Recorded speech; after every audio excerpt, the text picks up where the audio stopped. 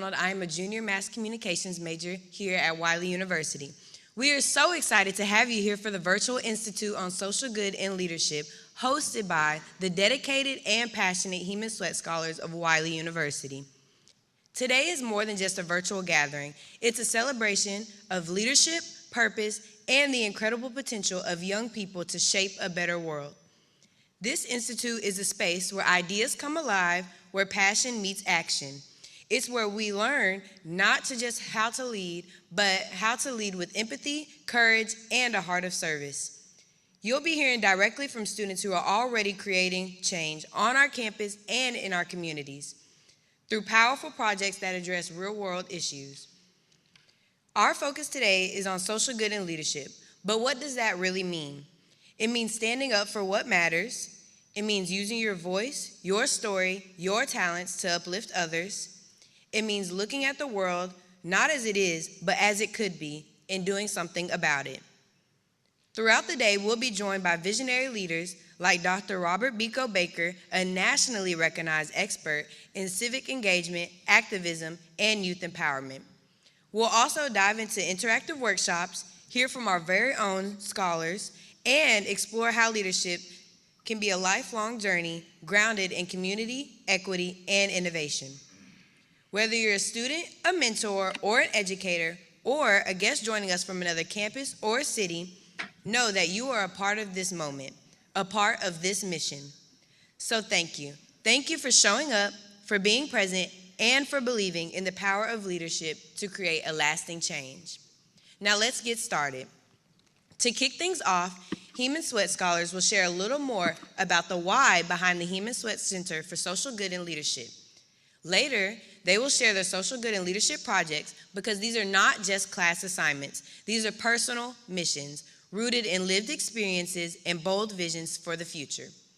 First up, I'd like to welcome Dante Stringfellow and Camelia Cole to share some more.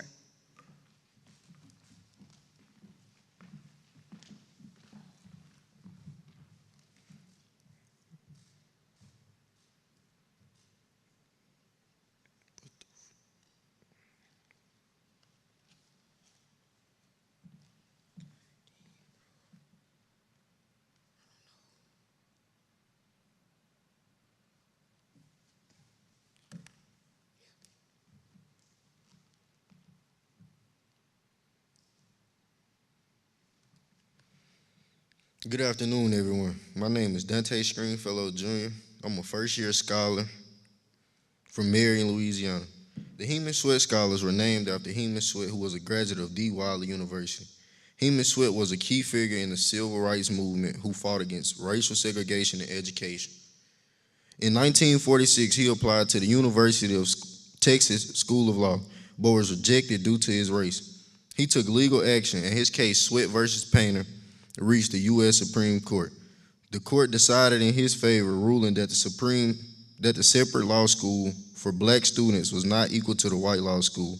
This case was a big step forward towards ending segregation and helped pave the way for Brown versus the Board of Education in 1954, which ended segregation in public schools. Now that I've given you a little information about who Herman Sweatt is, next up is scholar Camelia Cole with what Herman Sweatt is.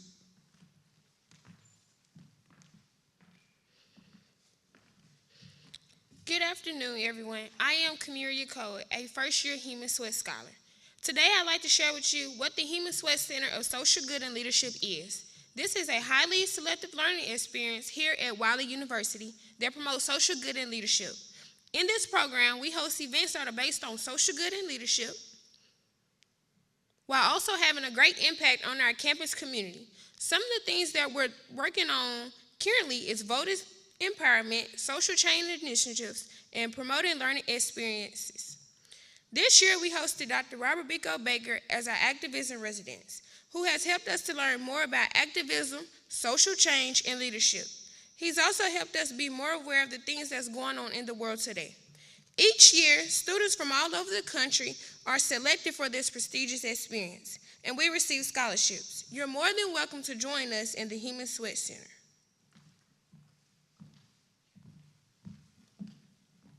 Good afternoon. My name is Kennedy Smith, and I'm a senior biology major from Marshall, Texas, and I serve as one of your Herman Sweatt Scholars for Social Good and Leadership. This virtual Institute on Social Good and Leadership is brought to you by the Herman Sweatt Scholars. Through a combination of speakers, today we will explore what social good is and what is happening in our world, where we can gain inspiration to be a part of the solution, to be a change we wish to be. Now we'll be hearing from our fellow scholar, James Calhoun.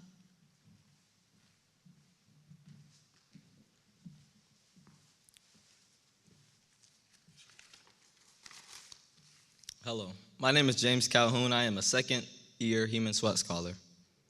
The Herman Sweatt Center for Social Good and Leadership used the following definition framing to describe our work: do not cause harm.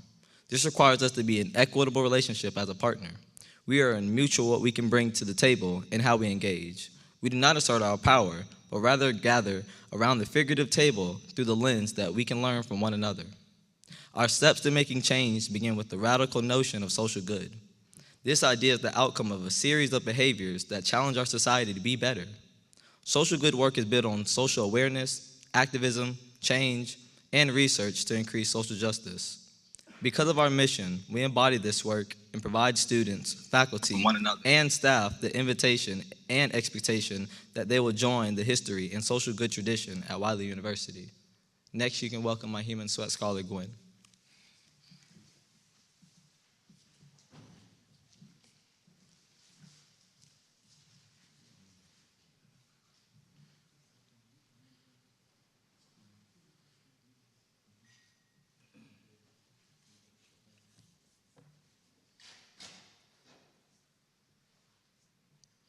Good afternoon. My name is Gwendolyn Johnson, and I am a freshman biology major and a first-year Herman Sweatt Scholar.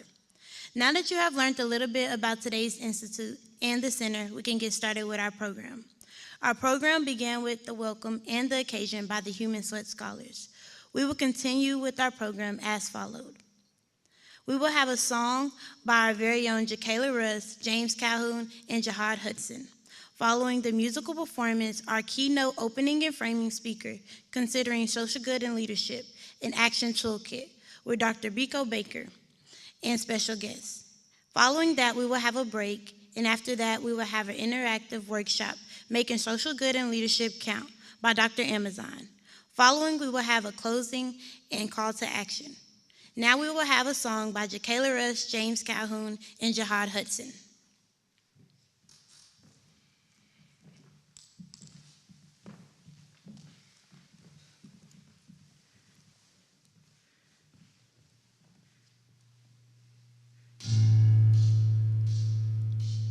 One day, when the glory comes, it will be ours, it will be ours. Oh, one day, when the war is won, we will be sure, we will be sure. Oh, glory, glory.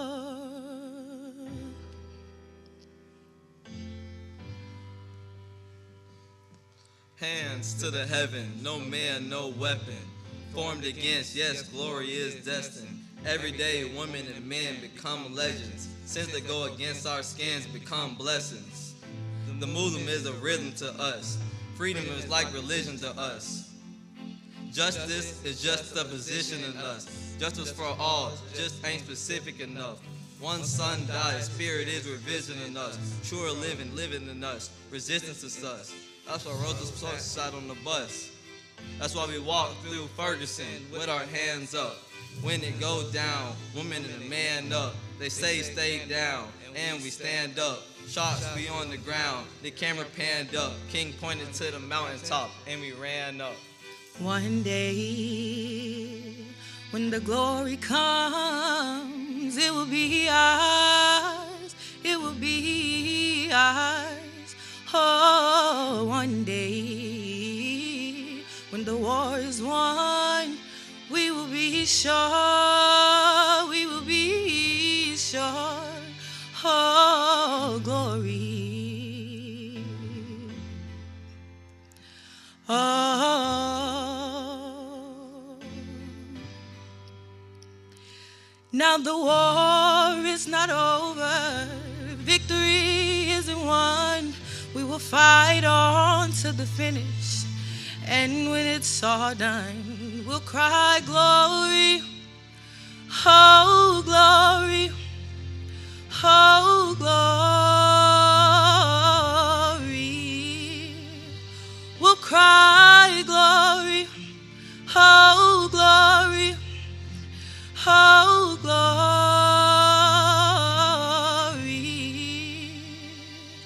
Selma is now for every man, woman, and child. Even Jesus got his crown in front of a crowd. They marched with the torch, we gon' run with it now. Never look back, we done gone hundreds of miles. From dark roads he rose to become a hero. Facing the League of Justice, his power was the people. Enemy is lethal, a king became regal. Saw the face of Jim Crow under a bald eagle. Biggest weapon is to stay peaceful. We sing, our music is the cuts that we bleed through. Somewhere in the dream we had an epiphany. Now are the rights, the wrongs, and history. No one can win the war individually. It takes the wisdom of the elders and the young people's energy. Welcome to the story that we call victory. The coming of the Lord, my eyes see the glory. One day, when the glory comes, it will be ours, it will be ours. Oh, one day, when the war is won, we will be sure, we will be sure. Oh, glory. Glory.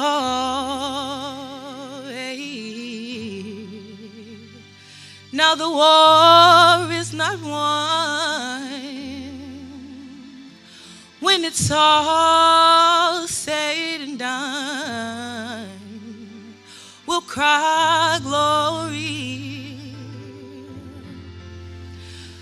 Oh, glory. Thank you.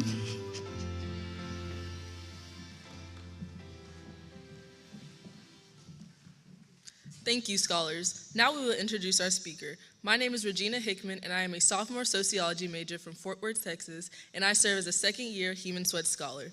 It is my distinct honor to introduce a visionary leader and activist, Dr. Robert Biko Baker, a current activist in residence here at Wiley University. Dr. Robert Biko Baker is a Milwaukee native who earned his PhD in history from UCLA with research focused on deindustrialization and the war on drugs in his hometown. He is also a proud alum of the University of Wisconsin-Milwaukee, where he studied political science and Africology. A longtime leader in civic engagement and social justice, Dr. Baker served as the executive director of the League of Young Voters, where he launched innovative, culturally driven voter turnout campaigns, including collaborations with artists like Snoop Dogg.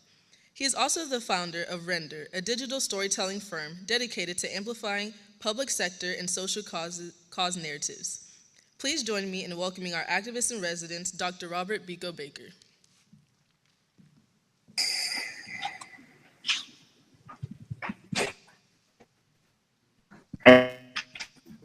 Can you all hear me? I'm not sure if they were hearing me, but my name is Dr. Biko Baker, residents, activist in residence here at Wiley University. I am a PhD in history from UCLA. I got my PhD in history in 2013.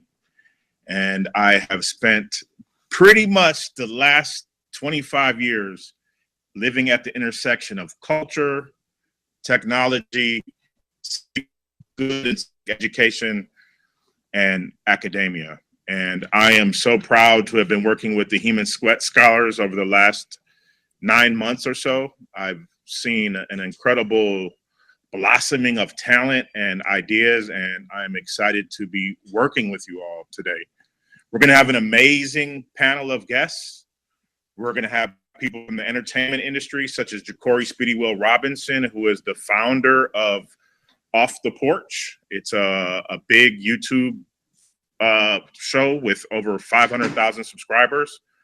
We'll have Steve the Stone, who is one of the highest viral rappers.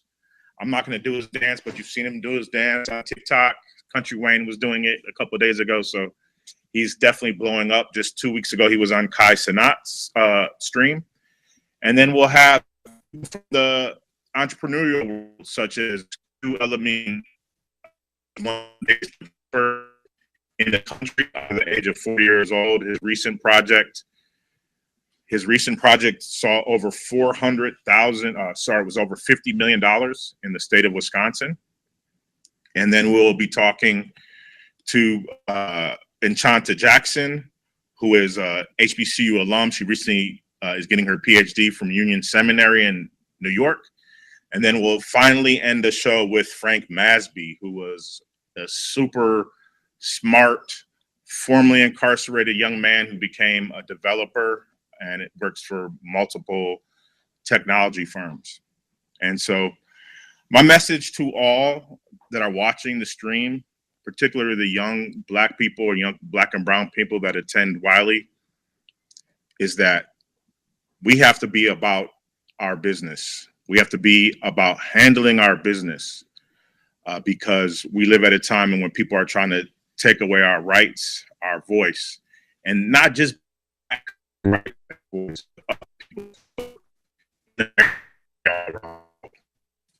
And so to get you a song, a video that was produced by myself and features Steve the Stone and an amazing gospel singer by the name of Songbird. And so hopefully this plays.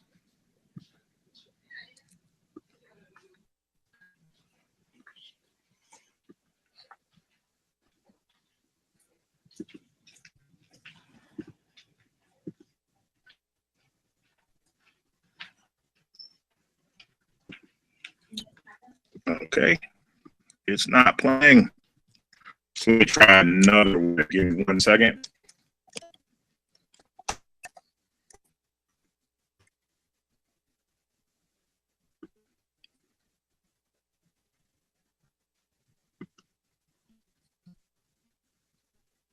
All right, while we try to get the video up, I want to show you the shirt that I'm wearing. I know many of the Herman Sweatt scholars who are just in the room right next to me. They're literally through the sanctuary. But I wanted to show you this, and the shirt says "End Mass Incarceration," and it's a brand started by my friend, rest in peace, Chad Alexander.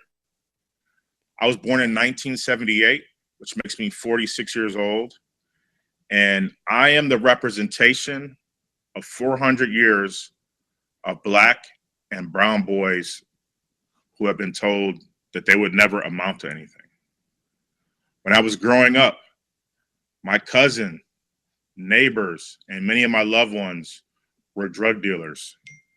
And not because they were called community, but because I lived in a city like Milwaukee, Wisconsin, which featured mass industrialization. Many of us absolutely had no choice but to get involved in the underground economy. And I feel so blessed to have been protected and sheltered by my parents and have been a good athlete.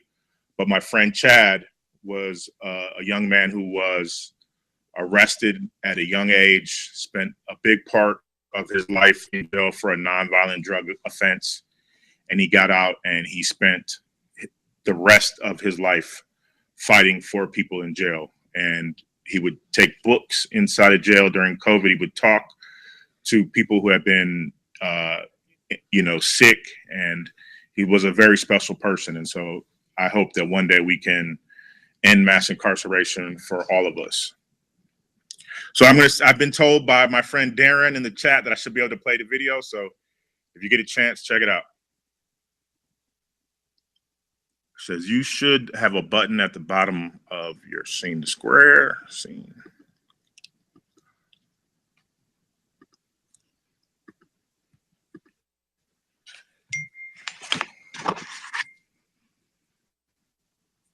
All right, I'm gonna try another way.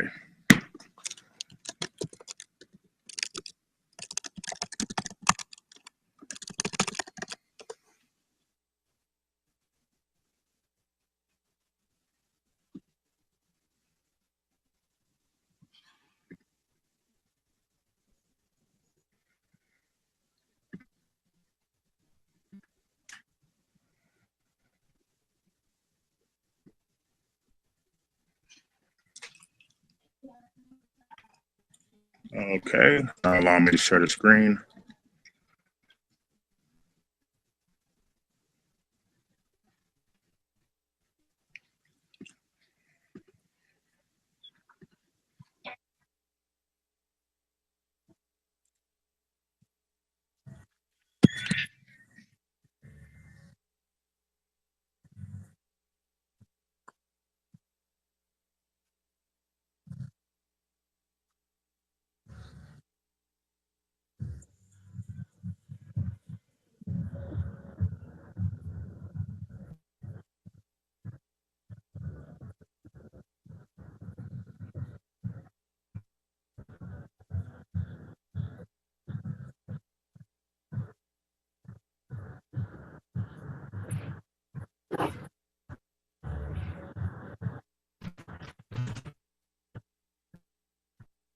Allow me to got that right here.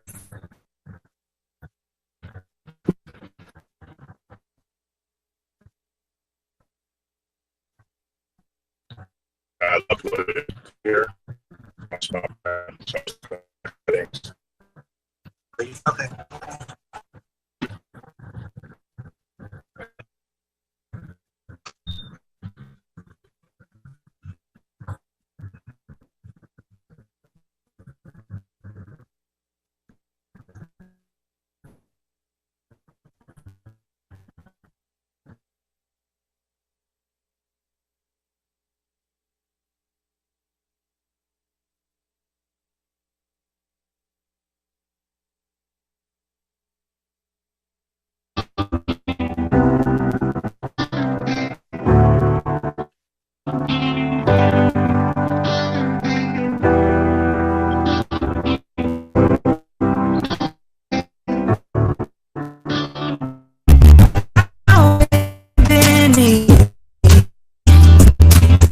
This road has been so long. You're beating down, you're broken hearted. You wanna just give up. They say you never make it, but you just wanna be great. Just listen to these words and hear me when I say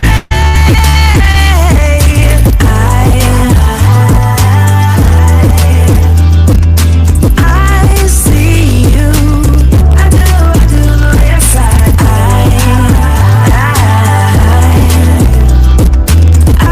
see you. I do, yes You see how I'm moving.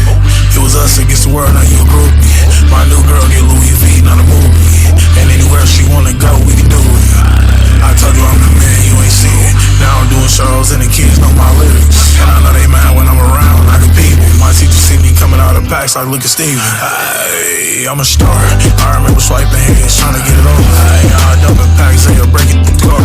They say I won't make it, trying to break the heart. Now I'm on stage, that just was running from the dark. I know they see me, I just passed to my door like a freshman. In there, diamonds got it looking like some people. I shot to the moon, you with E.T.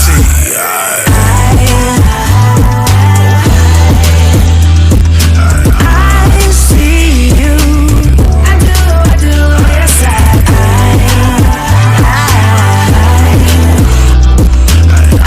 see you.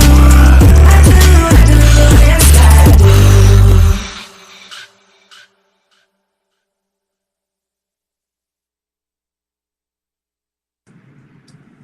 All right, thank you for watching that video featuring Steve the Stoner, Songbird, and it was produced by myself. I actually made the music, came up with the treatment. And the video was shot by this young man by the name of Philly Flyboy. Philly is one of the hottest music video directors in the country. He's worked with T.I., Kendrick Lamar, and he's me and him have shot a bunch of stuff and even won some film festival awards. And so he's a very talented person. So this entire semester, the Herman Sweatt scholars have been discussing the difference between service and activism, or service and social good through organizing. And in our community, this is something that's often, you know, in debate. It's like, am I an organizer, am I an activist, or am I providing service for our communities? And we've had interesting discussions. You know, sometimes they've been heated. Sometimes I left our weekly calls a little bit frustrated.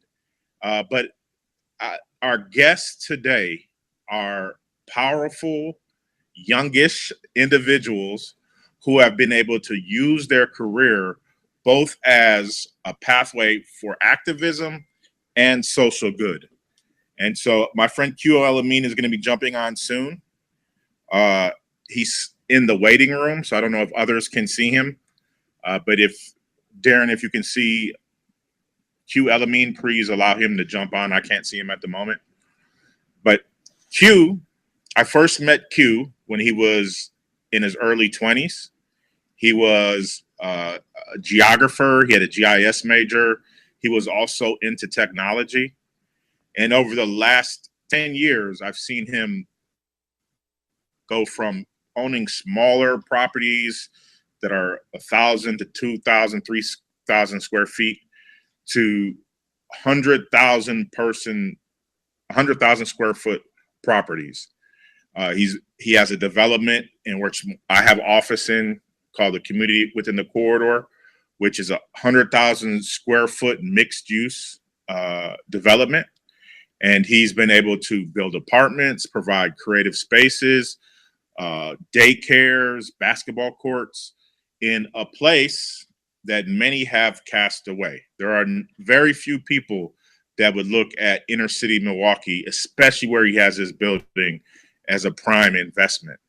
But through his intuition, his hustle and business sense, he's been able to turn what was once a brownfield into one of the most sought after apartments in the city. So I'm very proud to be working with him. And so I don't know if he says he's in the waiting room. I can't see him. So I don't know if others can bring him on. Darren, if you see Q.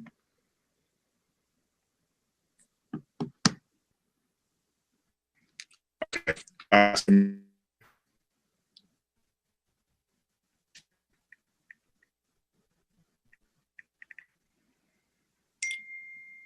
All right. Give a second.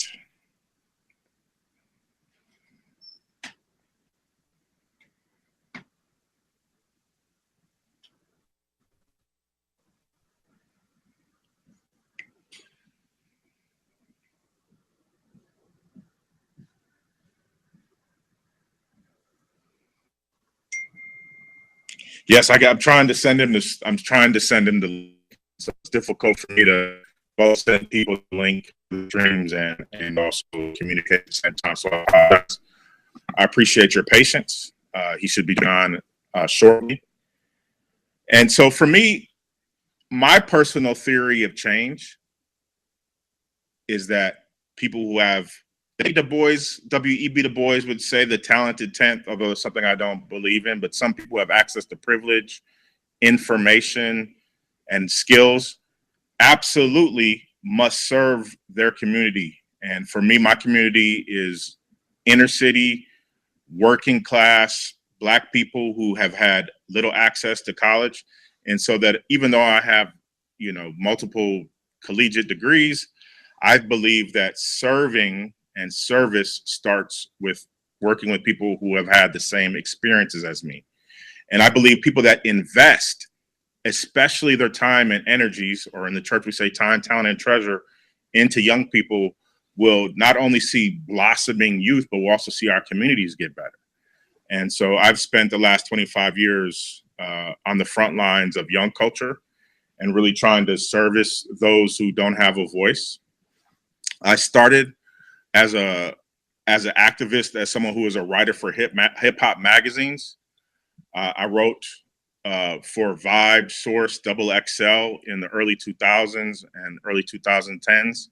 And I've worked with artists such as Snoop Dogg, Wiz Khalifa. I've been in the studio with people such as Rick Ross, Busta Rhymes. And most recently, I've worked with the artist by the name of D1, who many of you may know if you're in the gospel rap. He recently launched a campaign where he's really spoken out against gangster rap, almost to the point where his I felt like his safety would be at risk because he was specifically calling out rappers like Rick Ross or Joe Budden, who have sort of celebrated violence and death in rap, even though these people are even at sometimes older than myself. And so D1 is a person who I met in 2013 and have since seen him blow up to become one of the hottest brands, both in hip hop and Instagram. And so I believe that hip hop, art, and culture also plays a role in igniting the minds and hearts of young people. I know oftentimes hip hop culture is looked down on in many spaces because of its connection to street culture or crime. But I still feel, having traveled all around the world over the last 5 to 6 years, that this is something that still can unite us as people and as leaders. And so I'm continuing to get texts from our guests. Hopefully they'll jump on. And so we can hear from them and not myself. I'm texting my friends right now. Hopefully they'll all jump on.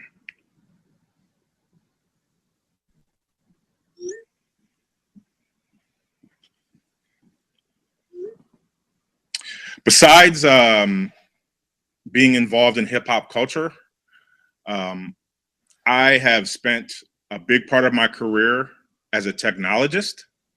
And as a technologist, I've worked with people like Ava DuVernay, who's a film director and an entrepreneur from Los Angeles. Worked with the Family Foundation 2006. I've worked with governmental agencies. I've worked with presidential candidates.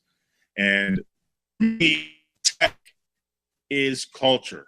And right now we're seeing that only 29% of our HBCUs are made up of Black men. At least that's a stat that I heard at Howard, but I've heard from other scholars that this is pretty par for the course at HBCUs.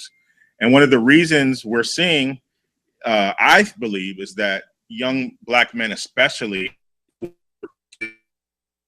or computer technology or music or even music making, a lot of times people do not understand the context for our computer geniuses' gift. In fact, they are oftentimes critical Black for time in front of the computer. But I'm here to say that the talent and skills that young people have playing games absolutely contributed to the marketplace. So my friend Q Elamine, who has told me that he's in the but not join, is one of those individuals who was a Black nerd, but has continued to grow and develop skills to a point that I think to show what can be possible in our HBCUs. Also, Frank Masby is similar to that. He's one of those individuals who, when he was a young person, I don't want to steal his thunder, involved in some criminal activities. He actually spent a significant amount of time in juvenile facilities and has become one of the top engineers in Silicon Valley. And so I'm trying to figure out how to get these folks on, all saying that they cannot join the room.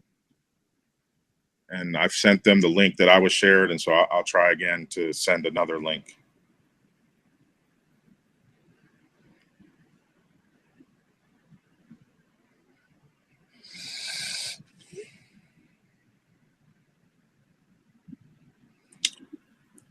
Appreciate your patience as we work through these technical difficulties.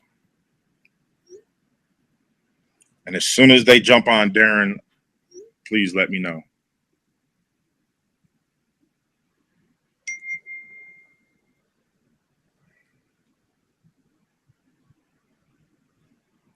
All right, Dr. Bradley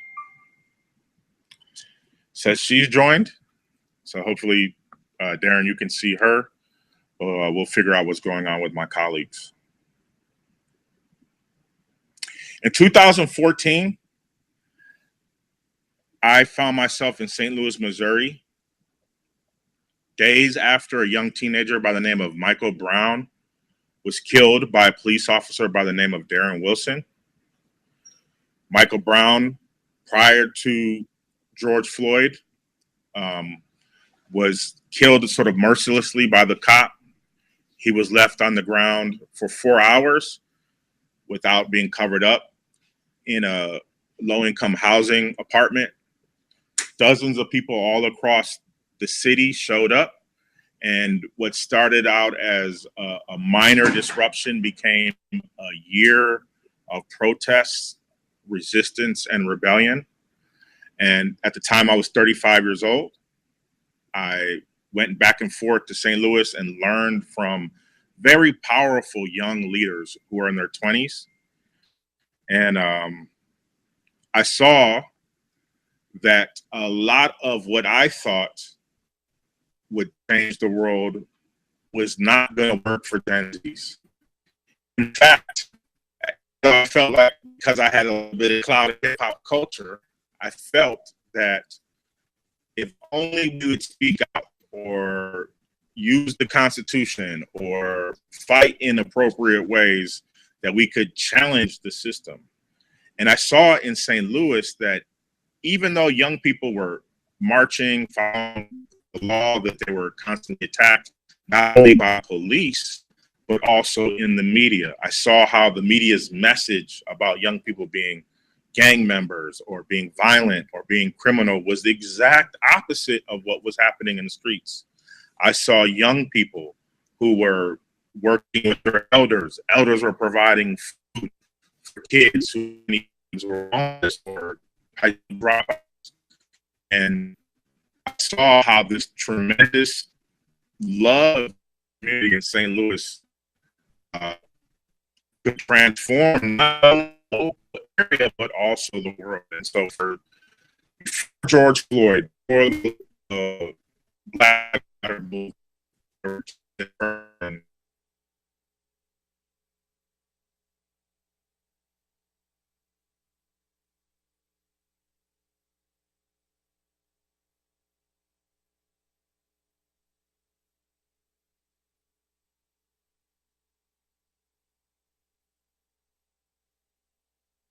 one of those films that you would see on HBO.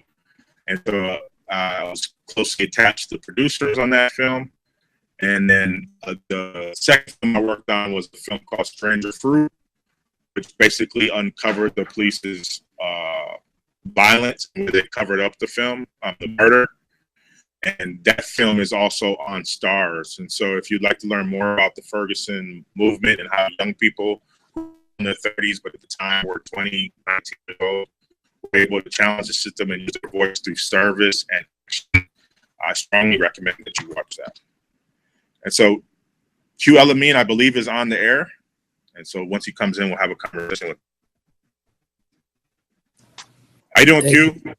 pretty good. How are you doing? All right, all right. So Q, I just gave a quick introduction to you as we were experiencing some technical.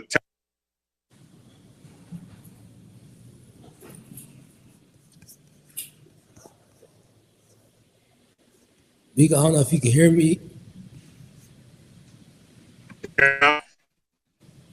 Yeah, it's going in and out. Do I need to switch my connection? I don't know. Hear me? Yeah, I can kind of hear you. Hear me? Okay. All right, Biko, I think it's coming in now. Okay. Could you tell us a little bit about yourself and what you do? Yes. So my name is Q Elamine, from Milwaukee, Wisconsin, and do a few things, but primarily one is called Young Enterprise Society, and it's a company founded with my brother Khalif, and we've been doing a lot in the education realm, teaching students entrepreneurship, science, technology, engineering, art, and math. We've taught over 6,000 students in 8 different states during that program. We've helped launch over 80 businesses for entrepreneurs, gave out several hundreds of thousands in scholarship and grant dollars through there. And we're currently working on a credit union as well as our latest part of that company. And in addition, we are also do some real estate development, and in the real estate development space, develop primarily multifamily complexes, affordable housing, using a mixture of funding sources and building like small communities within these areas. Currently, I'm at our project was called the Community Within the Corridor.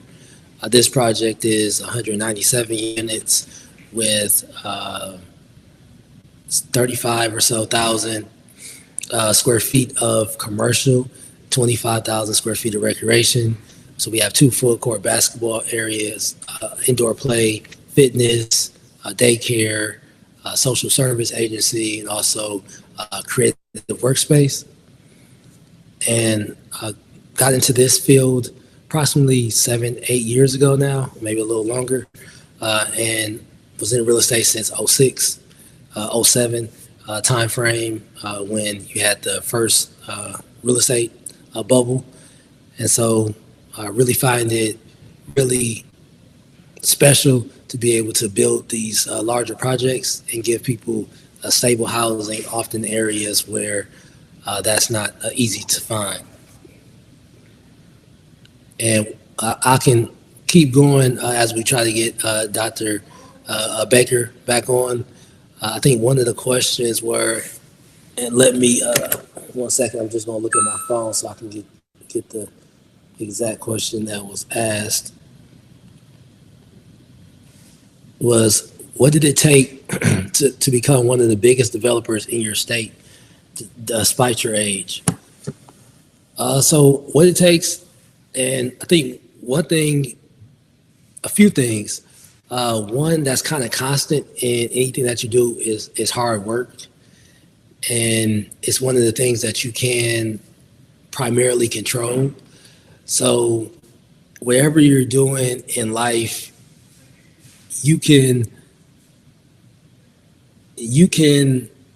whatever you're doing in life, you can outwork your competitors if you really put your mind to it and do so. And so we come from a family that is highly competitive. And, I saw our father work, his own business for the past 40 years now.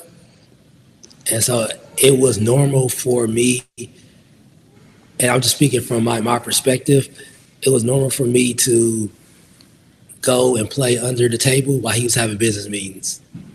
It was normal for my grandfather, after he retired, to come work for my father, my sisters, my mother, my stepmom now, my brother's he's in the office right here behind me.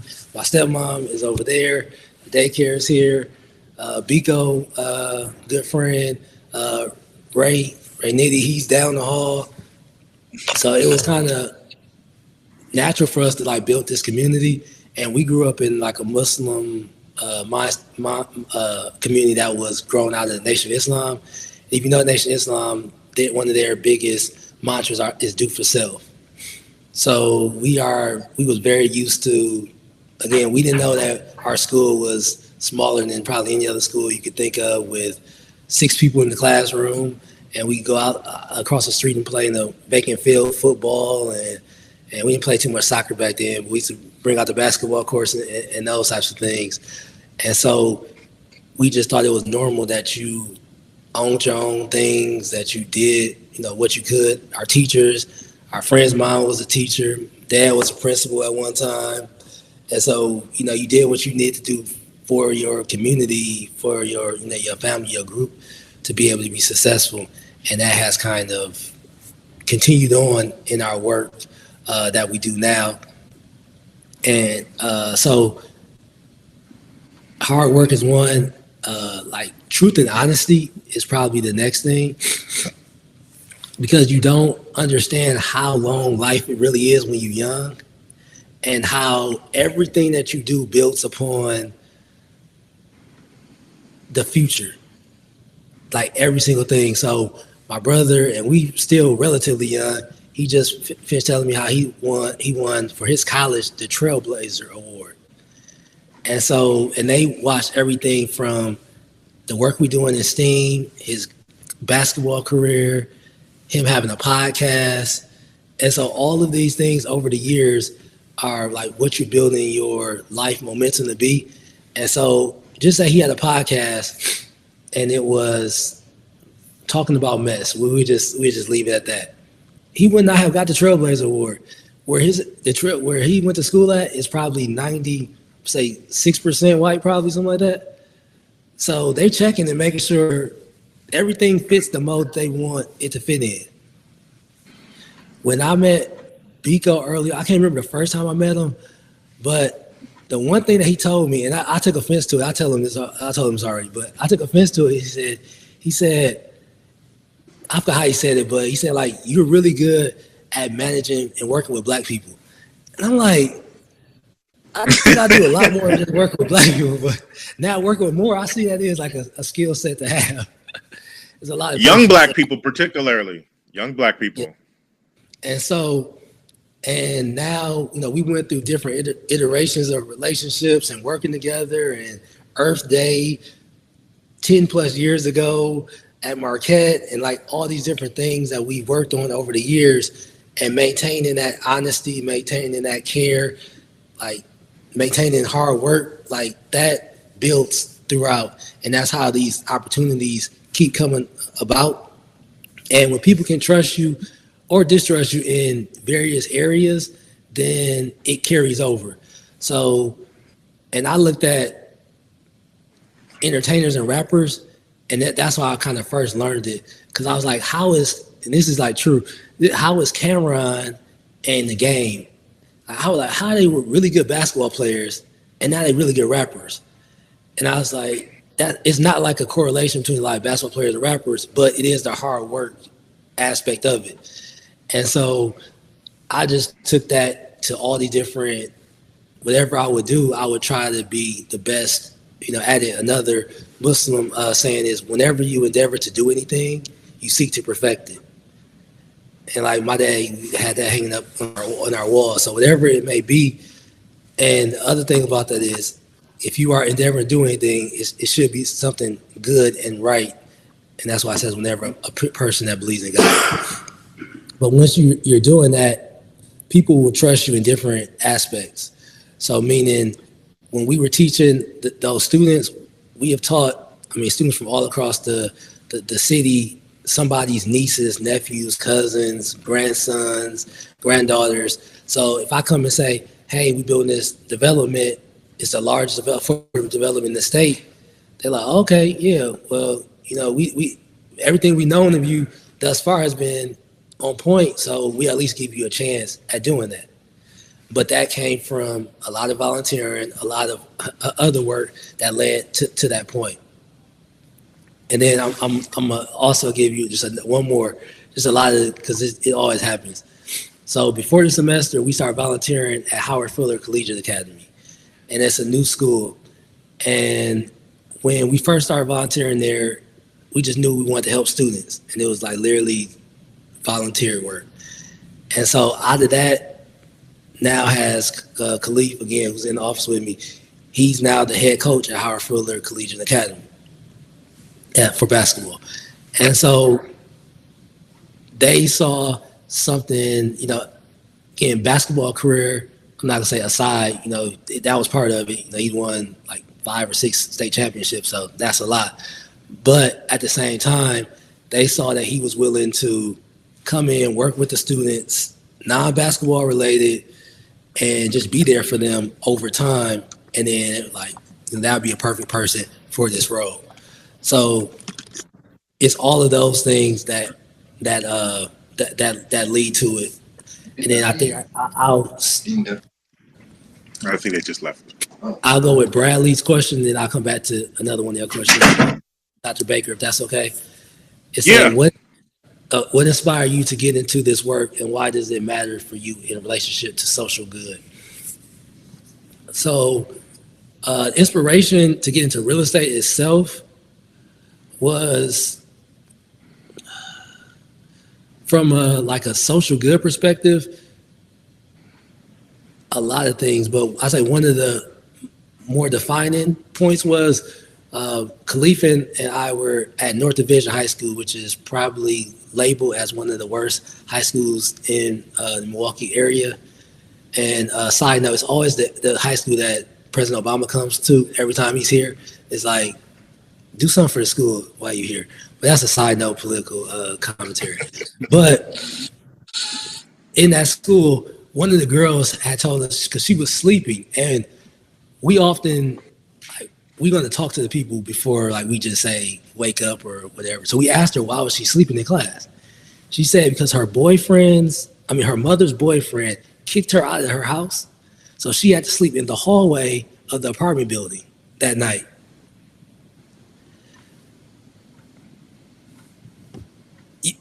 You can't even get to science, technology, engineering, arts, and math if you don't have a decent place to lay your head. And so that was the impetus to, okay, you can do a lot in the real estate space, and you can provide stable environments. Case in point, another one, a lady at the corridor.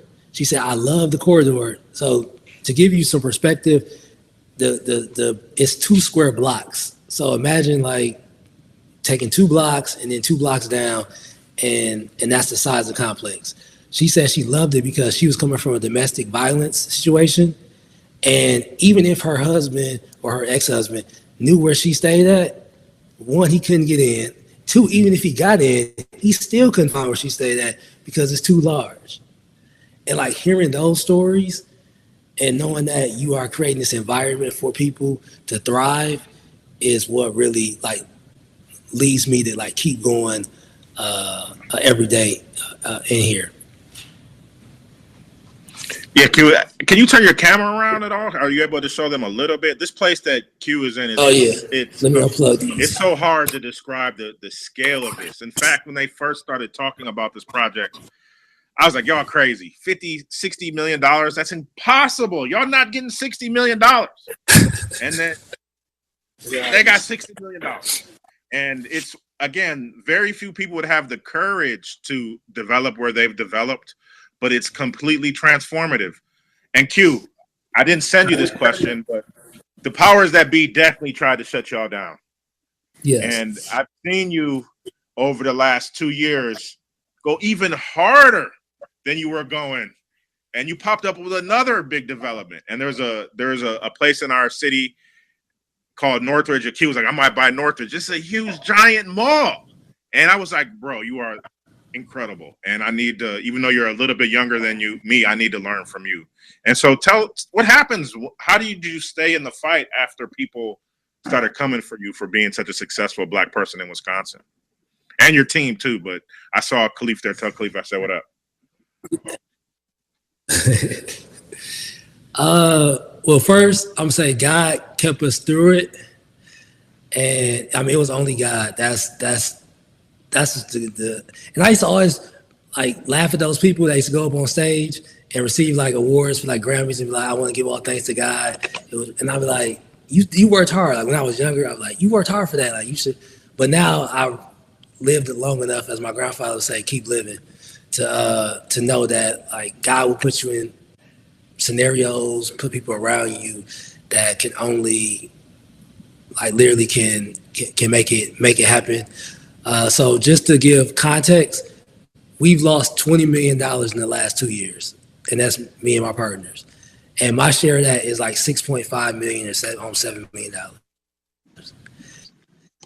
And the only way we were able to sustain that, our partners who they have one of the largest development companies in the country. And so they were able to stay.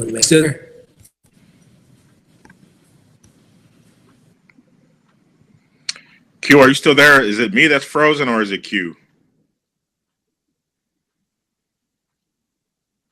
If someone in the chat could tell me if you could still hear Q, because I can't hear him. Okay, so we lost Q, but he'll jump back on. We have others in we have others that are on the stream. And so if maybe Ja'Cory, or I see Frank is there, Q is still there. If we could bring, yeah, there you go. There you go, Q, you're back. Yeah. So you said you last thing we heard, you said you lost $7 million. Yeah. So the only way is because our partners, they had one of the fastest growing real estate development companies in the country, and that really was able to sustain us financially. And then two, having goodwill in the community sustained us, I mean, more than anything, because I'm still out. So I see my former tenants that got evacuated at Juneteenth, and they tell me, Q, I want to move back in. Now, if we would have been jerks or people didn't like us, they might have jumped me at Juneteenth. You know, it happens. We're in Milwaukee. And so, again, having that goodwill, having a good name, people will typically give you the benefit of the doubt. And then, go ahead, Biko. No, I was going to just, when I know we've talked about this in public a couple of times, but when I was saying that you're good with Black people, which means I was trying to say is like, you love Black people so much that they will follow you through the storm. And that's really what I was saying. And I felt even when you were younger that you had that love in your heart. And so that's really what I was saying. But I'm sorry, brother. Yeah, no. And again, I understand it now.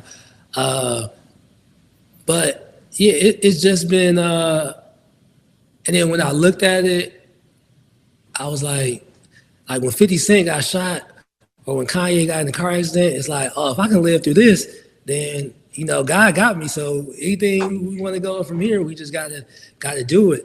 And so that really was, hey, let's go to South Milwaukee where no affordable housing. That's probably 90-some% Caucasian as well. Let's go there. Let's do a development. Let's start on the credit union. So we got the part 1 approved for the credit union. Now we're working on part 2 for that. And so it's like, let's just build all of these institutions that we can, because that's what we're supposed to do. Like, I'm sure some doctors on this call, or some future doctors, like, who gonna own the bank? I mean, who gonna own the hospital? Like, that's what I want. That's the last thing, and I can sit down. So, like, I want a hospital. Like, so I want my DNA to go to people that care about me, and that's gonna make drugs and solutions for my body, and not things that's gonna hurt me. Like, that's what we need. So it's always that drive. It's like, you got to build your own reality. You got to build your own community. And we do have enough people there. We just got to really work together to get there. All right. So we got others on. I don't know if you've ever met Ja'Cory Q. Have you ever met Ja'Cory, a.k.a. Spitty Will? And Frank may or may not turn his camera on because that's Frank's style. But Frank, if you can at least talk to us, we'd appreciate that. But you two have never met, Ja'Cory and Q? I think you connected. Nah. Yeah. I think you connected us before. I believe we may have like spoke through text or on the phone, but like, no, we've never formally met. Yeah. Okay.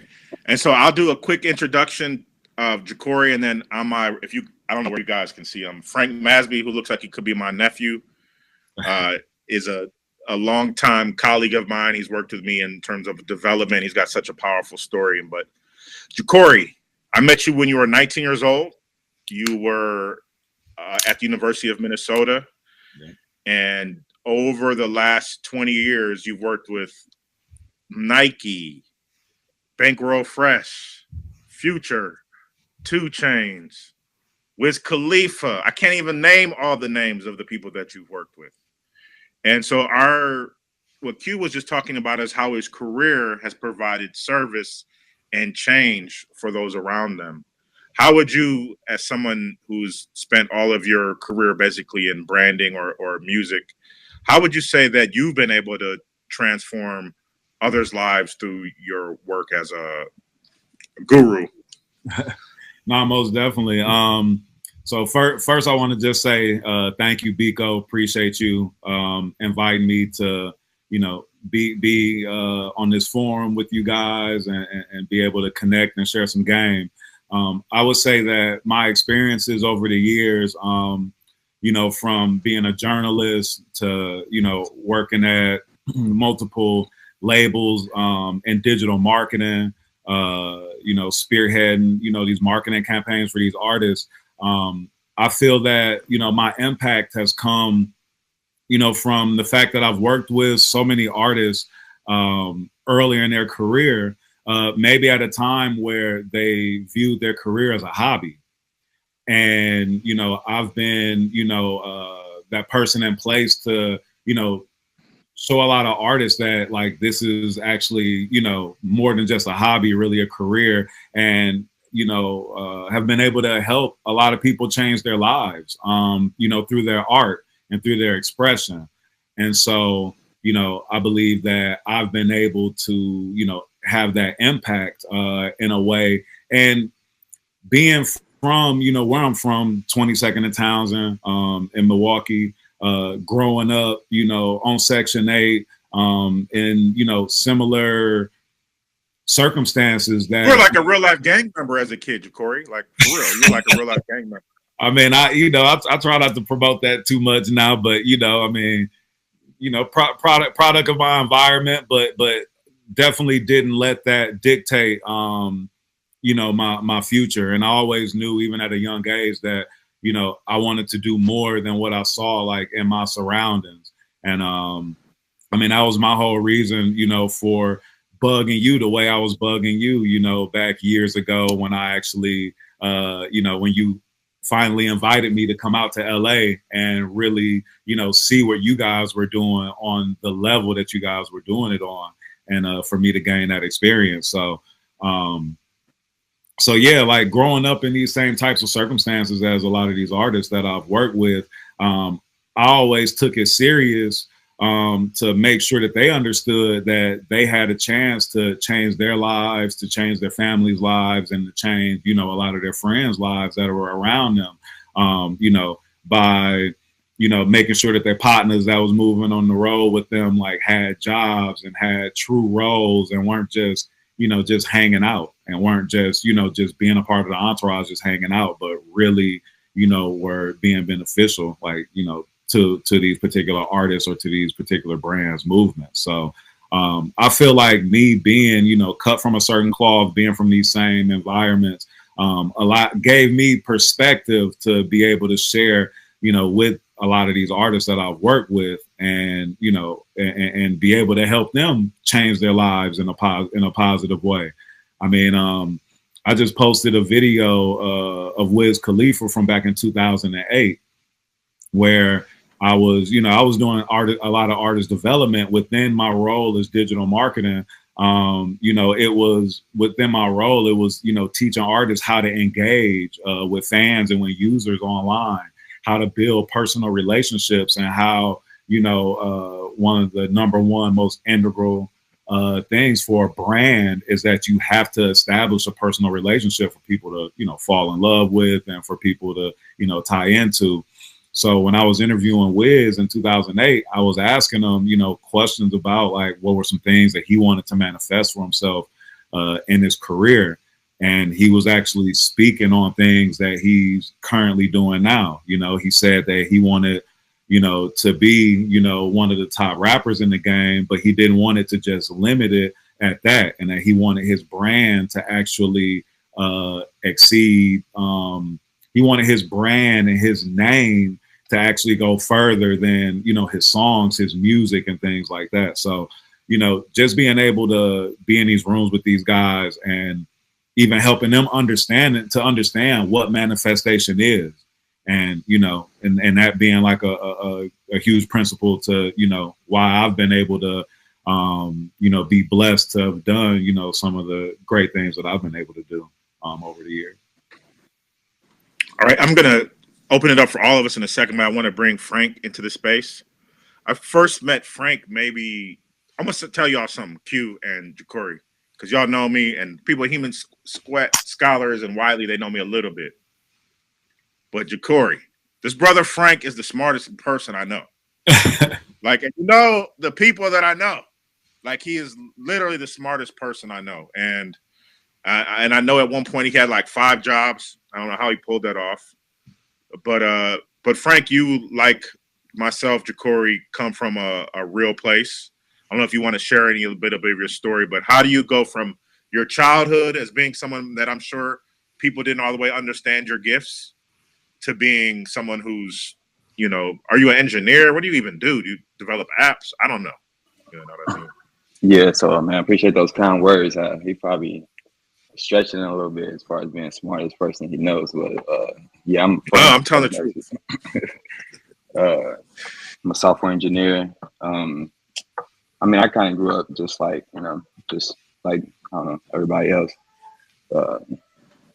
I took a path, like a really interesting path to get like where I'm at. When I was younger, I was like a mechanic, just I don't know, just working my hands a lot. Then I decided to go back to school when I was around 23. Just ended up in like computer science, and then from there, I got into the wonderful world of coding, and yeah, just kind of never looked back. I worked with Vico for, I don't know, about 3, 4, 5 years on various software projects. So that was a good experience. And currently just juggling multiple projects. Got my hands in a few different things, really. And you're from Louisville, right? Nah, Lexington. Lexington, okay. So the name of this institute is the Social Good Institute. What is social good to you all? Do any of you want to jump in? What is social good to you? What does that term mean, social good? We've talked a lot in our industry, Ja'Cory, about social impact, but sometimes that might not even be social good. So do y'all have any thoughts on what social good might be? So I believe that you know, social good is, you know, you using your platform, you know, to be able to spread messages, you know, to your followers, to different individuals that, you know, help within the community, or that, you know, help with growth. And so I believe that, you know, what it means to me and what I try to do, you know, you know, I run the platform. I created the interview platform Off the Porch. And so, you know, we interview several artists, whether it's new artists before they blow up. Like we interviewed Sexy Red, Rod Wave, you know, before they, you know, ever blew up. And then going to legends like Warren G, to, you know, people like Finesse 2 Times, Joel Santana, Jim Jones, et cetera, et cetera. And a way that I've been able to, you know, tap into that is, you know, by really talking about and focusing on mental health. And, you know, I feel like a lot of times, you know, we don't understand like what triggers us to, you know, do certain things that we do or move in certain ways that we move. And so a lot of time in my interviews and in my conversations, I don't even like calling them interviews because they're really conversations. And they're really conversations. And so, you know, what I try to do is tap into like, how does mental health, you know, like affect, you know, what some of these artists are doing. One conversation that I had that was really impactful was with Finesse 2 Times, where during the interview, he was actually, or during the conversation, he expressed that he felt like, you know, karma, you know, was catching up to him. And, you know, he was open to, you know, speak on like some of the negative things that he may have, you know, done in the past, how they, you know, had been affecting him currently, and how, you know, he had changed his life and was, and you know, was working to be on a mission to, you know, just try to do good by people and, you know, try to do good business and, you know, things like that, just to improve, you know, like his, you know, whole well-being and just, you know, and again, like push karma like in a positive direction for himself. So, you know, I try to have these conversations with these people, with these artists, with these influencers, with these tastemakers, you know, to help them to give perspective so that the audience, when they're seeing it, you know, and when they're listening, making sure that they understand, you know, that even some of the circumstances that they're going through, that they're not the only ones that are, you know, going through some of these things. And I think that when you see like an artist, somebody that you look up to, or someone that you know, that you know, maybe revere or, you know, want to be like, and see that they can be so vulnerable to, you know, talk about, you know, some of their issues and some of their problems, but how they're turning those things into good, and how they're, you know, using like their experiences to have a positive impact. You know, that's really important to me, and making sure that those types of conversations are going across, because, you know, mental health is like the new buzzword, right? But it's something that we all need to, you know, have an understanding of, and how, you know, different things trigger us in different ways, positively and negatively. So, yeah, that's how I feel about social good, and how I try to, you know, use my platform to spread, you know, some of those types of messages. That's a great answer. And we have a lot of questions from the Herman Sweatt scholars in our chat. So I'm asking everybody that's watching, if you're not a Herman Sweatt scholar, send your question to one of your colleagues that is. And if you aren't part of the Herman Sweatt scholar group, why not? Get involved at Wiley University. Such a powerful university, such a powerful legacy of Black people who have fought for us. And so it's a great legacy to be a part of. And so one of the questions for you, Q, is from Jaden. And this is a good question, because I see you do it every day. How do you navigate the tension between collaboration and competition in movements for social change, or even entrepreneurialism, especially when resources are limited? I work with people who have the same values as me, and I think, and I'm closing out my last bad partnership right now, and it's always easier to, and more fulfilling, and you end up making more money with people who have similar values. And so I'm gonna invite you out to dinner, and I want you to bring your kids with you too, because I want to see how you know, if your kids don't like you, then that's usually a telltale sign. And so that's how I do it. And then I also, my gift is opening doors, and then I know that more people are gonna come through the doors, so I'm okay with that. And that just I had to accept that about myself. And so when we start doing science, technology, engineering, arts, and math, that wasn't being done in the state of Wisconsin at all, from public schools, private schools, anybody. So once that happened, now they have conferences around it. It's a part of the curriculum. I'm fine with that. I'm on to the next thing. When we started helping underrepresented founders get into the startup ecosystem, there was no G Alpha, G Beta, 4M, Northwestern Mutual Black Accelerator Program. It was none of that. It wasn't cool to help people that wasn't white males get into tech. That wasn't nobody did that. And I'm okay with that. So I've been able to accept that, and then we'll go on to the next thing. And that's just my role in this ecosystem. That's how I don't have like too much competition, because usually what I'm doing is far from what anybody else is, and I'm okay with, and I'm just doing it to really show people, like, they be like, oh, if he can do it, I know I can do it. And that's cool. You can do it. And I'm glad you feel that way. And so then that just makes more people come to the ecosystem, and then I don't have to carry the large load, because I don't want to. That's not what I really want to do. I don't know if that answered the question, but that's my answer. Excellent. That's an excellent answer. Okay, Frank. So you and I worked on a startup that I started, and it failed. Oh my gosh, we could still be going, probably. We were probably going to get shut down and fined, But, you've been a part of multiple startups and multiple companies that have, blossomed and then sort of not gone broke, but have had to shut the doors. We have a great question. What role does failure play in the process of leadership? And can you share an example when failure led to you to a pivotal moment in your journey? What role does failure play for you? For me, I mean, I've been through a lot of different, ventures and stuff. I don't particularly look at failure as failure. I mean,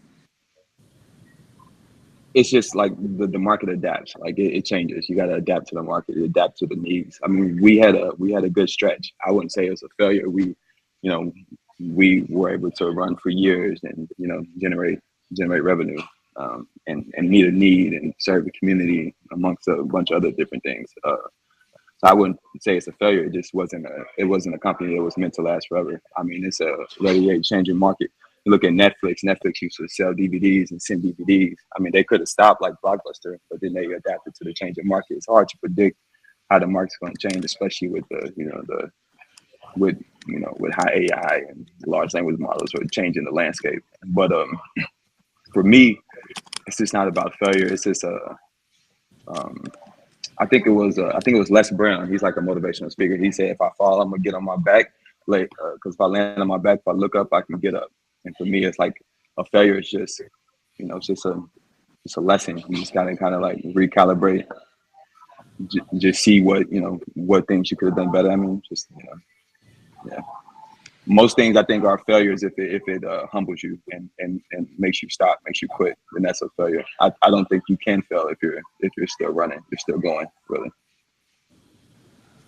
Absolutely. And we as young brothers, I'm the oldest one, but a lot of us are operating in spaces that we are the only ones that look like we do. And so bringing those failures or successes back is important.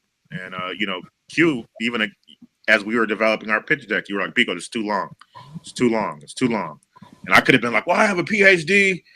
I know everything. It's like, nah, being coachable is so important. And so you're not, and then you could be a coach and you might get coached by your player. And so I think that failures are coachable moments. All right, Speedy, we got a question for you. This is from, also from Jaden. It says, for someone who likely blends creativity with activism, how do you see the role of art and culture in advancing social justice? How can young activists use art as a tool for social change? And Ja'Cory's from Milwaukee, but he's based in Atlanta. He's been there for now 10 years, maybe longer now, huh? It's crazy. Yeah, because I was at a point in time where I was back and forth between here and New York before I really settled here in Atlanta. So yeah, about 12 years, something like that. But yeah, I feel like wait, say the question again. How do you blend art and activism for social justice, and how can young activists use art for social change?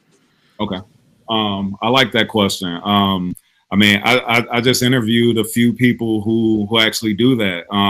David Banner is an artist who does that, who blends his art, with social change. He's been doing that since his first album, Mississippi the Album. His, one of his songs, Cadillac on 22s, which is one of my favorite songs, but it's a letter to God and him praying that if God blessed him, in certain ways, how he would make sure to, spread the right message and make sure to, lead people, in the right direction. Also just interviewed somebody named Phase One, who is on the same tip, an artist who uses his platform to, try to change, our mindset and is spreading, positive messages and also making us, open our eyes, open our ears, to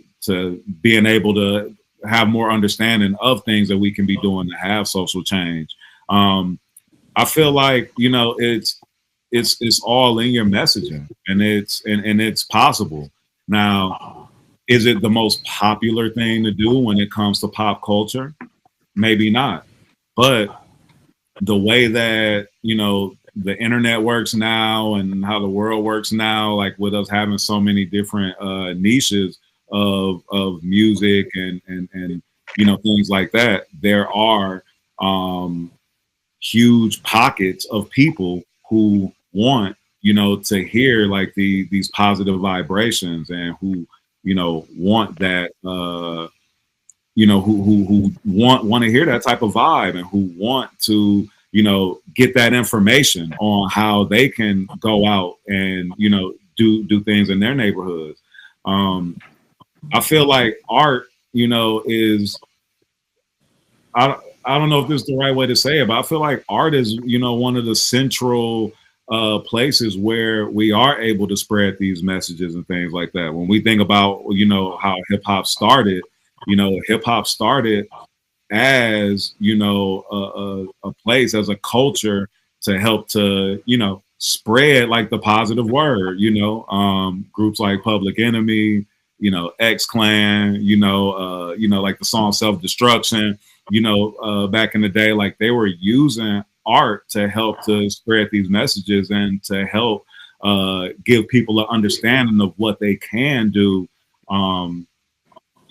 to, just be more involved in the community and things like that. So, I mean, I think that art and activism do come in hand hand. Because, music is the soundtrack to our lives. You know what I mean? Like whether you're cleaning up on a Saturday morning, whether you're ironing your clothes to get ready, you know what I mean? There's a different type of music that you can listen to put you in a certain mindset, put you into a certain vibe. So I definitely feel like it's important, for people who are into art and people who want to help their people to be able to like blend the two and be able to, spread that message. You know what I mean? It is really important. And like I said, even though, it might not be the main message that's spread across in pop culture, there's still a place for it, and still, very important, for people to do that. Whether you're an artist doing music or a visual artist, or, however, you spread your art. So. That's an excellent answer. And then anybody can jump in here. This is from Gwendolyn. And this is interesting because I met, Frank, I met when you were younger, but I met all of you when you were young. And I know when we were young, we wanted it like right there. And Corey, I know that there are times where I jumped out of the mix. I should have stayed in the mix, but I had other ideas because it was taking too long. So Gwendolyn has a great question. How do you continue to stay motivated when progress feels slow or like you're not going to make a difference at all? Been there, Gwendolyn. Oh, my goodness. Well, I'll say music, kind of back to the activism point, music can help you through it as well. When I moved back from Dallas, I moved back to Milwaukee, and I had like a 90, this is like 2011, I had like maybe like a 95 BMW. And every day driving, for waking up, going to the office, I would play The World Is Yours by Jeezy. I would play Pushin', which also had Jeezy on, by Bun B. Get On Your D by Plies, and We Gonna Make It by Jadakiss. Like every single morning, every single day, and that's what kept me like going and knowing that that it was going to happen. And so I think that can always be a motivator. But then also my auntie told me to enjoy the journey, and if you enjoy the small things, the small wins on the way to the bigger change, then that's in my older age now, that's what I like to do. And that'll also keep you motivated along the way. What it do? Hey. We're joined by Steve. Downtown. What's up, Steve? I see y'all be learning everywhere. So we're Steve, how you doing, man? I'm laid back. I'm blessed, man. So you're on the line with these brothers, but also students at Wiley University, which is a HBCU in Marshall, Texas, not far from Shreveport, in between Shreveport and Dallas. It's a Christian university. And all I had to do was play your dance. Everybody knew who you were. Yeah. And so one thing about you, Steve, is I know you have a short amount of time, but the kids love you, man. We talking it up. What's that in? Okay. The kids love you, man. But you know, when you were younger, you were a real life street person. Like, how did you navigate the streets to now where you're dancing, have little kids all around the world doing your dance? So I'm gonna just be real with y'all, right? When I was born, my daddy got life. You know what I'm saying? So I'm 33. He been down for 33 years. So when my mama told me that he robbed somebody and he had took their life, I always looked at it like, you know what? I don't never want to end up like him because he'll never see me unless I go see him. And he did this in a whole different state. He in different Colorado feds. So me growing up in the hood, don't get me wrong, it was fun because we all had each other, but it's always fun when everybody broke with each other. Soon somebody got something, it get taken from you. You get what I'm saying? Because everybody hungry. So what I did was this. I played basketball. I did, I kicked it with people that liked it to do what I did. You know what I'm saying? I tried it, you know what I'm saying, with the robberies and stuff like that, but it didn't get me nowhere. You know what I'm saying? It's like, okay, Steve, you out here doing this, and then you get a couple little dollars, and then what? You know what I'm saying? You back to the same thing, and you're taking penitentiary chances. And when I went to jail for a robbery that I didn't do, I just knew that this wasn't for me. So I'm like, you know what? I'm fit to do something else. And I start dancing. And when I start dancing, it was a different outcome on everything. So that's why with my music, yeah, I might put some street in there a little bit. That's just because that's all I know. But I also know this dancing. So I don't want people to think that I'm just this tough guy. I still get my boogie on. You know what I'm saying? And man, I just ventured to that. I liked it. The attention I was getting from dancing, then the attention I was getting from selling drugs and being a robber and having a gun. It's like, yeah, we all got a gun right now, but who got $500 in their pocket? Yeah, we all could go take something now, but what happens when you can't take no more? Where is your other hustle at? So I like this better, man. I'm free. I'm talking to y'all. You know what I'm saying? And God gave me another chance, man. And there's only two ways to be, and that's right and wrong. And I don't do no wrong. That's why I'm at where I'm at, man. So let's thank God for that. You know what I'm saying? Amen. And then I'm gonna bring others in. We just brought Enchanta Jackson, who is what up, Sandra? Uptown down. It's all in the ankle, y'all. It's all in the ankle. You know what I'm saying? Okay. I'm about to teach y'all. Okay, maybe when we close out, you can show us how to do it.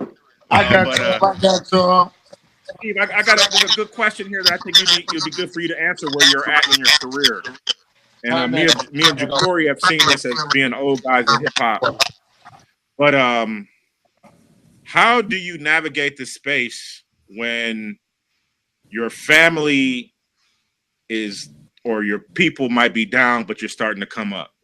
How do you navigate it when you're trying to get to the next phase, but you got family members who are calling you for money or to get into the event? Or like, how are you managing that right now? You go from being someone people knew from doing the free concerts to being on Kai Cenat. That's got to open a lot of eyes. I always told myself, like, I ain't gonna never, that's why I ain't never went out of town yet, because my family wasn't financially stable. You know what I'm saying? So once I got me a couple dollars, I just wanted to make sure that my mom and them was straight, and my girl was straight, and my little brother and them was straight, because we all live in one house. You know what I'm saying? Like, we all with each other right now. And I even got my grandma. She's like 65, 67. She live here with us too. So I want to make sure that everybody that's under my household is straight. Everybody else is grown. I don't have nothing to do with like my media people that's outside, but whoever that lives in this house right here, I have to make sure that they straight before I go anywhere. And now I'm at a point in my life to where, yeah, I can say yeah, and I can do things that I couldn't do because I didn't have the money. You know what I'm saying? So now everybody good. Everybody got a car now. We live under one roof. The rent is paid. You get what I'm saying? So we straight now. Now I could just go do what I need to do. But I wasn't gonna leave my people because when I was down, they was always here for me. So it wasn't like I couldn't go pursue my dream and then come back for them. No, I need to make it right now because me going out of town and doing what I'm doing is just not gonna sit right with me knowing that my mom and them ain't got no money. That's an excellent answer. And then, so I'm gonna bring Enchanta in. I appreciate you, Steve, but stay on. We're not going anywhere. Enchanta, I met you 12 years ago.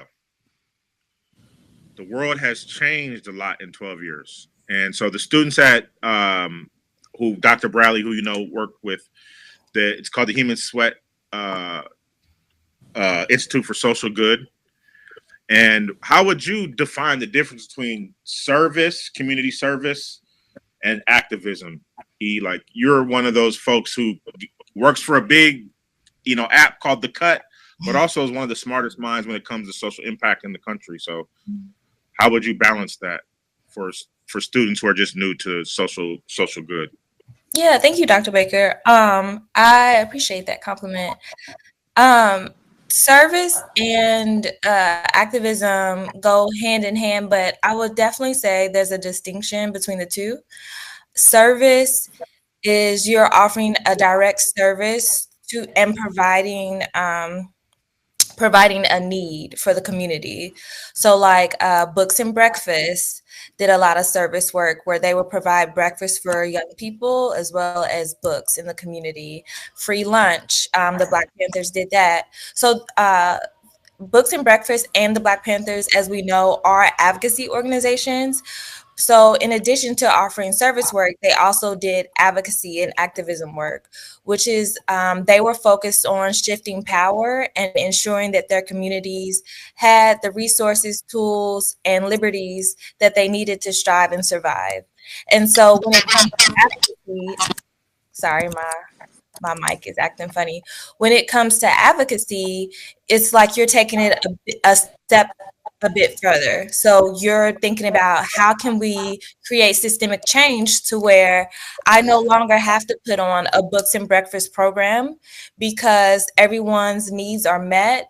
Our communities have food, resources, and the financial means to have access to healthy breakfast, have access to accurate information online and offline. So that means not banning books that we need when it comes to books, especially aligned with Black liberation and those sorts of things.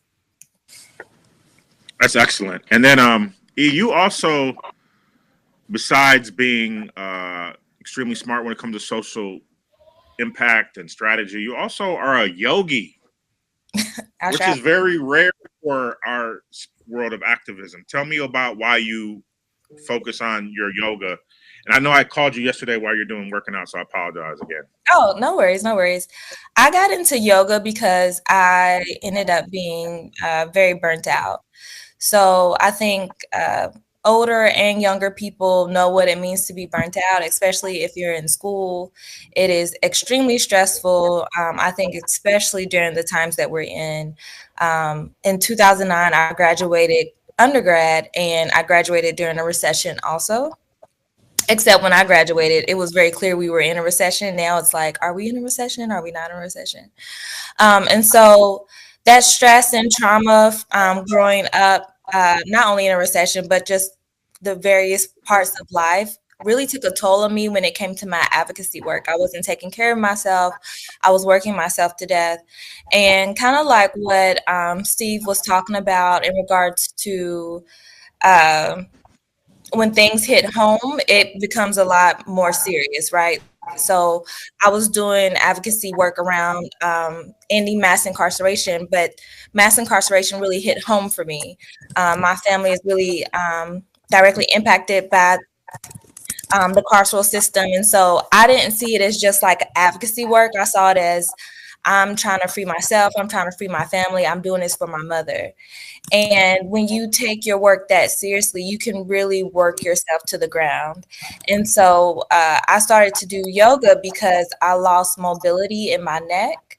I was so stressed and so not taking care of myself that I could no longer move my neck. I woke up one day and I had a crick in my neck and it didn't leave for years.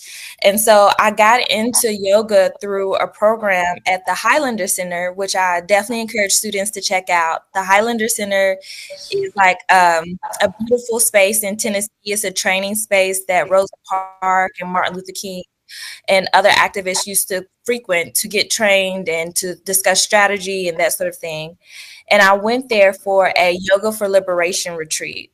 So it was specifically for organizers, campaigners, and activists who were seeking some form of liberation and some form of kind of like spiritual guidance to kind of maintain and not burn out in the work that we were doing. So that's kind of how I got into yoga. But I see it all as definitely like intertwined and combined with each other, the spiritual aspect and the advocacy aspect. I appreciate you, Ian. All of you all are people that I look up to, and I really appreciate your paths and, you know, not only challenging the system but always being truthful. It's difficult to be truthful. You know, it's easier to tell stories, or as some of my homies say, phony kick it. You know, but I think the real is what's going to take off in this era. And so, I know Frank, you have to leave in a little bit. We have about 10, 15 minutes left, but what would you say to young people who are maybe struggling right now with the world where it's at? It's like being fake is in, you know what I'm saying? Being fake is what the internet is selling every single day. What would you say to a young person who's like has a really strong voice but is afraid to maybe always stand on what's right? And I'll let anybody, one of y'all, jump in there. Who, me? You go ahead, Steve. I don't believe the internet because it'll draw you into doing something that they really not doing.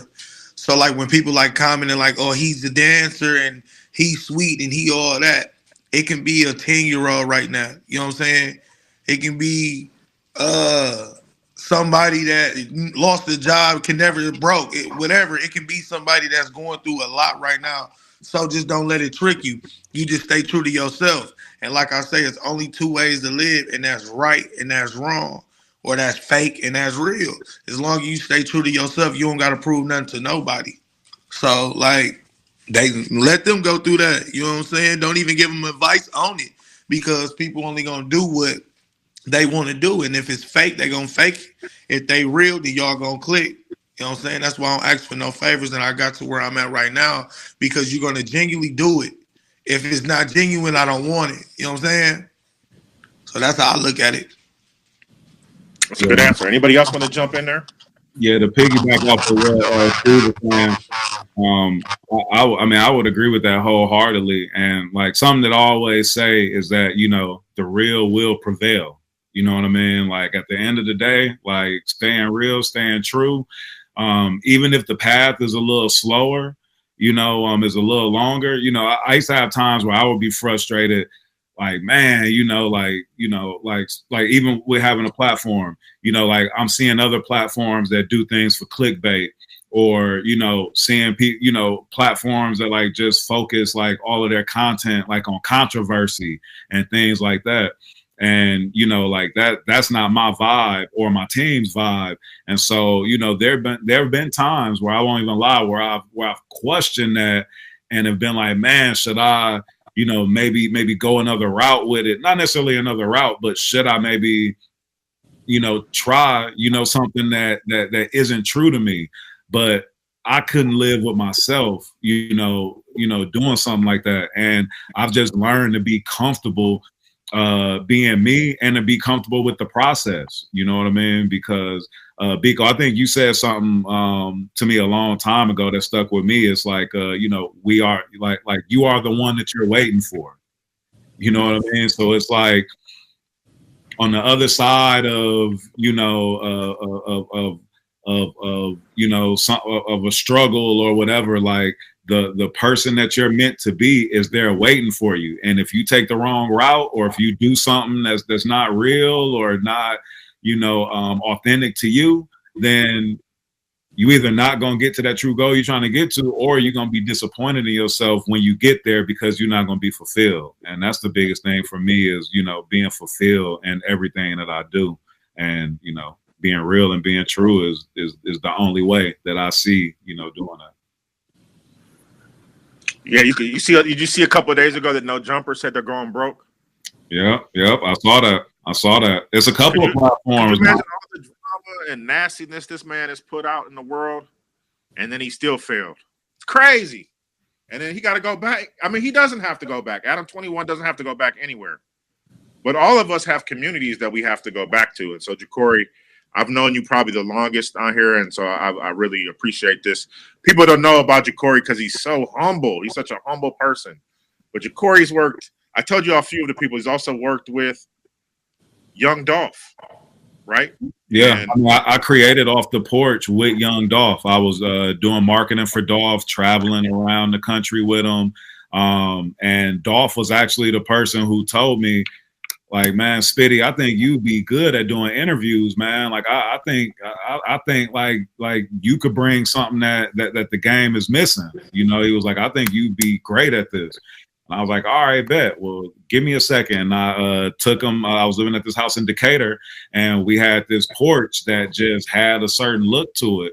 And so I pulled out my camera and I sat him down on the porch and I shot the first Off the Porch at this house in Decatur with Dolph, you know what I mean? And because he, you know, and he pushed me, you know, he pushed me to do it, you know what I mean? And saw something in me that I didn't even at the time see in myself, you know?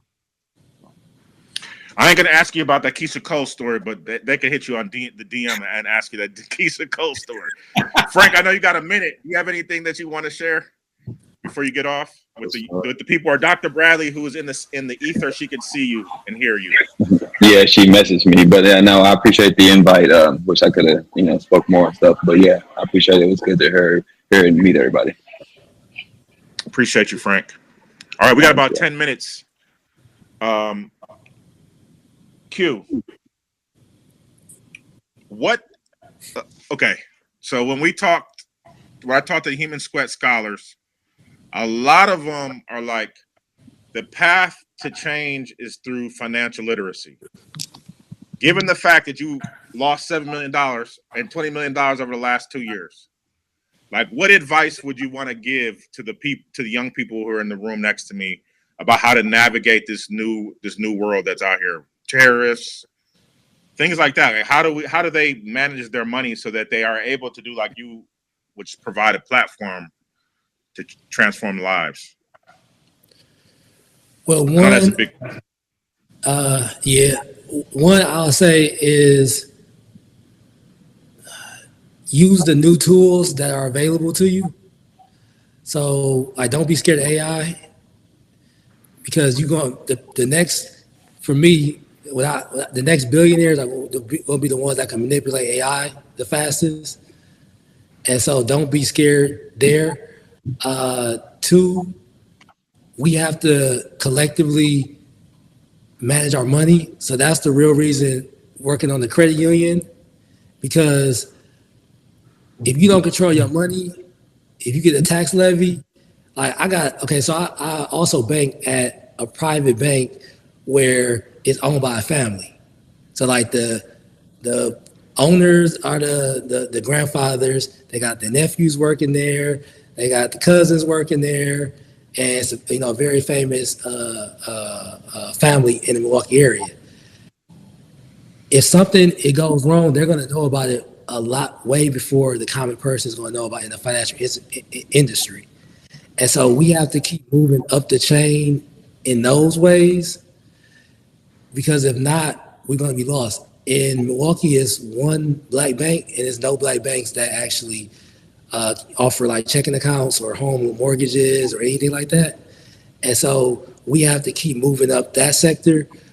And then I'll say one thing in this, when they say that I mean, as kids, we used to play big bank, take little bank. So that means if you pull out your bankroll, the other person pull out their bankroll, whoever had the most, the most money, take the other person's money. That's literally how it works oftentimes in the world. And so you want to go to as large of things that you can. If they say if it's a $5,000 problem, it's your problem. If it's a $5 million problem when you're working at a bank, it's our problem. They're gonna work with you. So when you are doing these projects, try to go to levels to where it's a. We can still hear you, Q. Okay, so try to go to levels to where you are in the several millions to, going on up the ladder, because those, I know it doesn't sound real, but those are oftentimes easier to do than the smaller projects. So, and you've proven that before. I remember, like I said, when you said $60 million, I said, these ninjas is crazy. They never getting no 60 million. And I'm so proud of you. I know that's baby money to you now. So it's crazy. Oh yeah, just wait till the end of the year, baby. End of the year. It's about to, we got something for them, baby. We're going Wall Street Journal, end of the year. All right. So Steve, we're gonna close on you, but I want to have E. Thank you for jumping on. I know you had another engagement, but what would you say to we got some amazing young sisters in this group. What would you say to a young woman who is dealing with things like patriarchy or people not taking them seriously because they're a woman or a young woman? What would you say to women like that who are trying to make it in a world that's still a little bit backwards?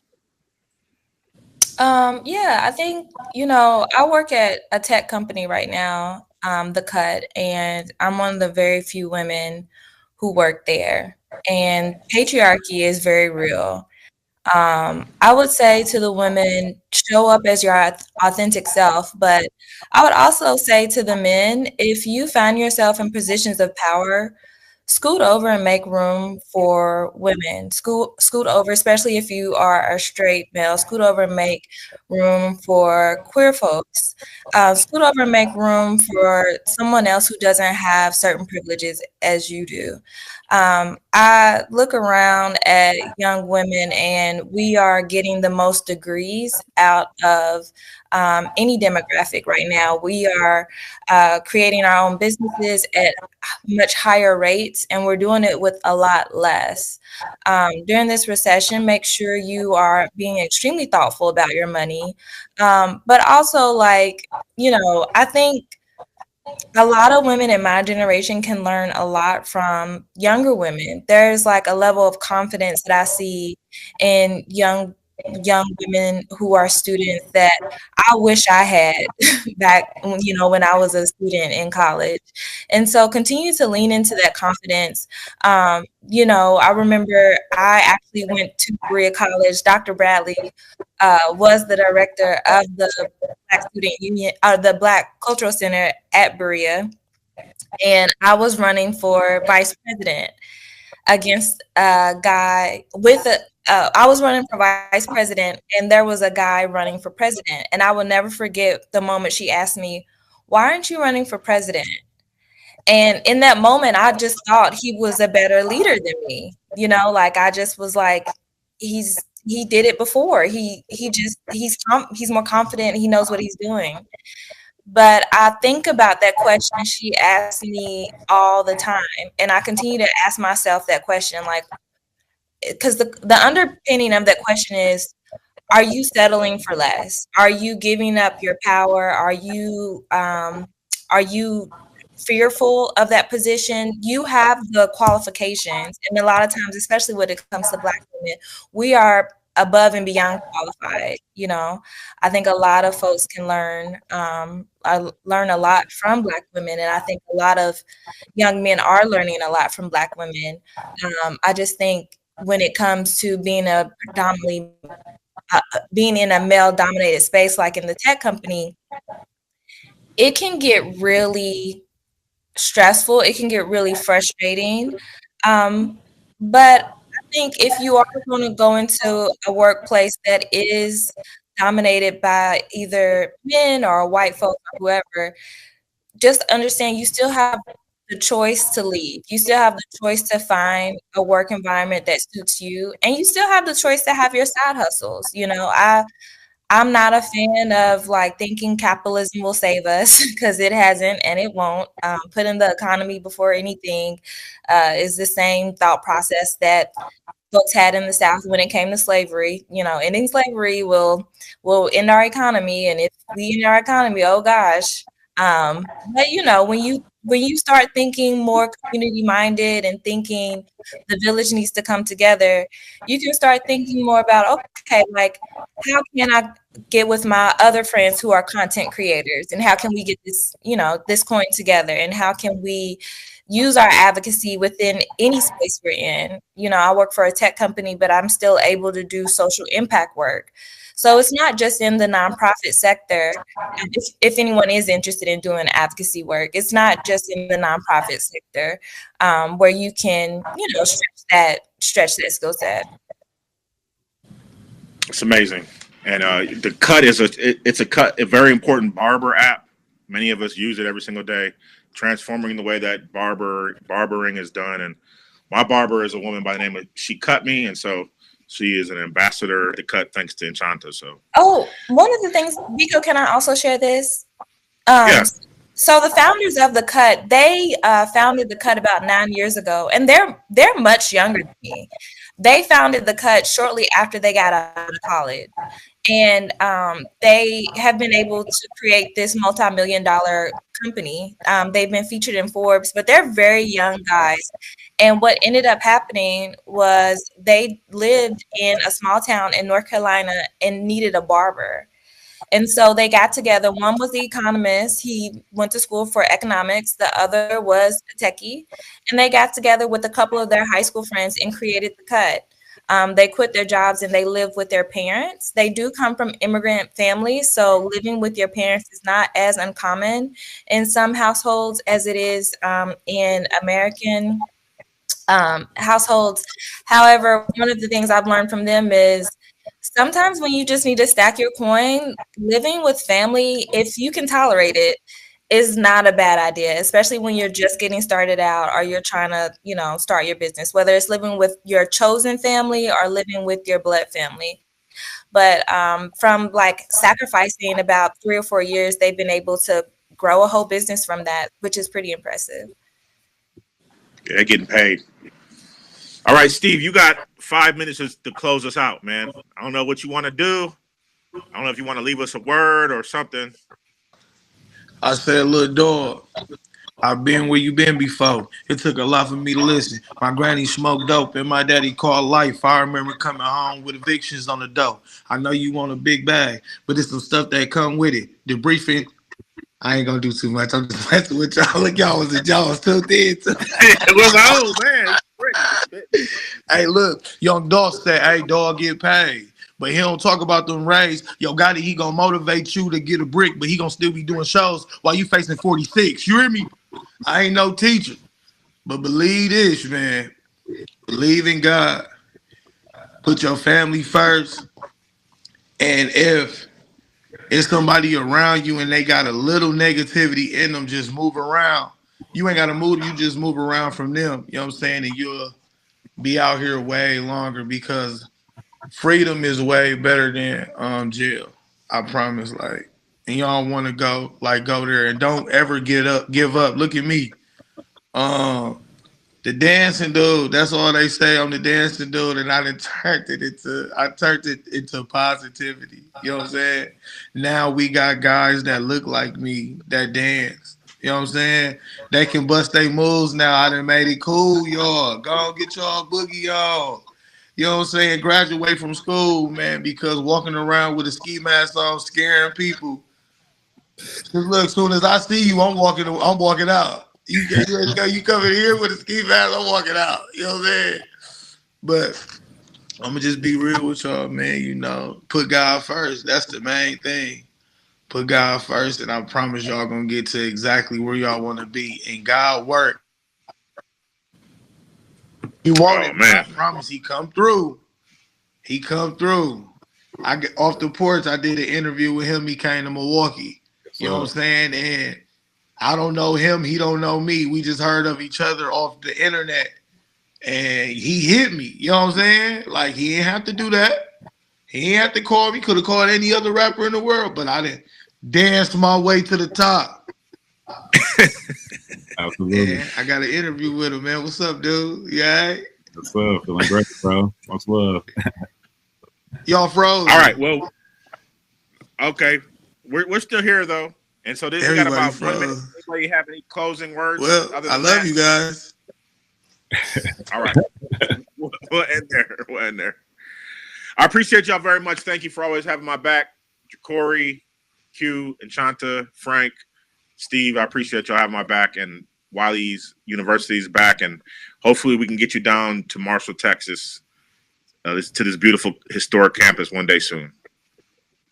Okay. All right, thank you. y'all. I got some students for you. Thanks, we go. Oh, you said you got? Oh, yeah, that's right. We got some students. I'll make sure that Dr. Bradley talks to you about your students, and we got to create a stronger pipeline from Milwaukee to Wiley. Q, I think we can do that, and Ja'Cory as well. I know Ja'Cory's in the A, but he's still a Milwaukee dude. So And I just want to say this. I just want to say, keep them vibrations high, and discipline is key. And it can start as something simple as something that I tell interns and people that work for me is start your day out by something as simple as just make your bed, and make that be like the first thing that you do. You know what I mean? And start, small practices and things that, can, help you to just develop discipline, because discipline is key with all of this. You want to be successful, you got to be willing to do things that you don't want to do at times that you don't want to do them for the greater good. So, keep them vibrations high. Amen. I appreciate y'all very much. I'll send y'all a text. Thank you. Thank you. Bye, y'all. All right, see you later. Peace.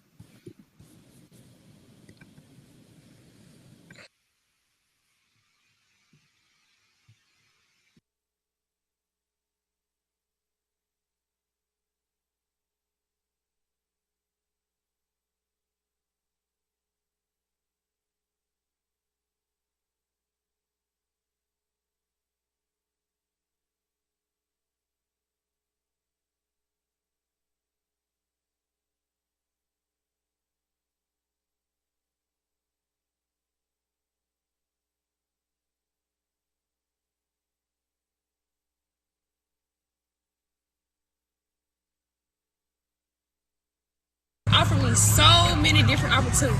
I attended the Strata HBCU Leadership Summit in Dallas, Texas, which is one of the biggest leadership gatherings for HBCU students.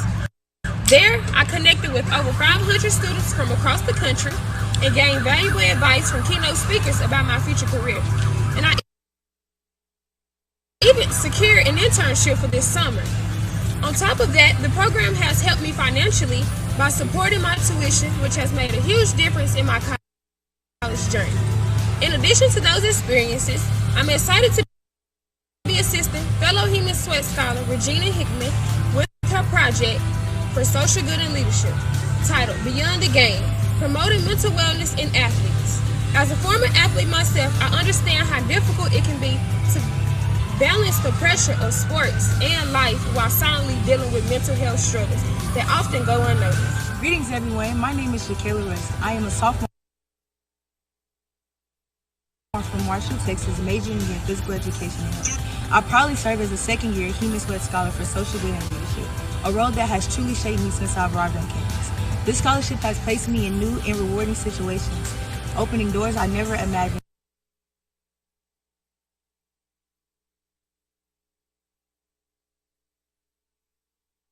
Helping me grow in powerful ways.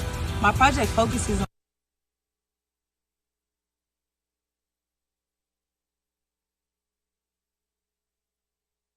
on supporting children with mental challenges or behavior issues, helping them see their value and purpose. I believe this work encourages empathy, leadership, and deeper community engagement at Wiley. I'm passionate about a future in behavioral intervention and development disabilities.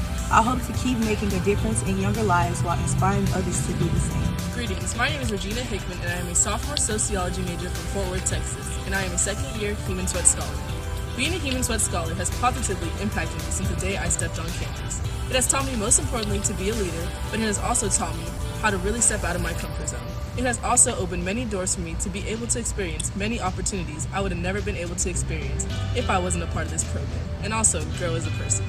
For my Social Good and Leadership project, I decided to focus on the mental health in athletes. The goal of my project is to help find ways to alleviate mental health issues in athletes that are often overlooked by people, as well as educating people on mental health and ending stigmas of seeking help when it's needed. Being an athlete, I understand firsthand how it feels to struggle mentally and for it to go overlooked. So I want to be able to help other student athletes not be afraid to seek help. Greetings, everyone. My name is Kennedy Smith. I'm a senior biology major from Marshall, Texas, and I serve as a Herman Sweatt Scholar for Social Good and Leadership. Being a Herman Sweatt Scholar has taught me so much ever since I have been a part of this group. It has taught me how to be more open, step out of my comfort zone, and last but not least, it has taught me how to be a leader. This scholarship has given me so many opportunities that I would never imagine. As a scholar, we were tasked to come up with a social good project. The name of my project is called From Hunger to Hope. The goal of my project is not only to reduce hunger, but to inform people on nutrition and food sustainability, to promote self-sufficiency, and to improve long-term food security. Also, to be able to provide non-perishable food items and essential items to students on campus who do not have the necessities that they might need. Greetings, everyone. My name is Gwendolyn Johnson, and I am a freshman biology major from Mahia, Texas, and I serve as a first-year Herman Sweatt Scholar for Social Good and Leadership here at Wiley.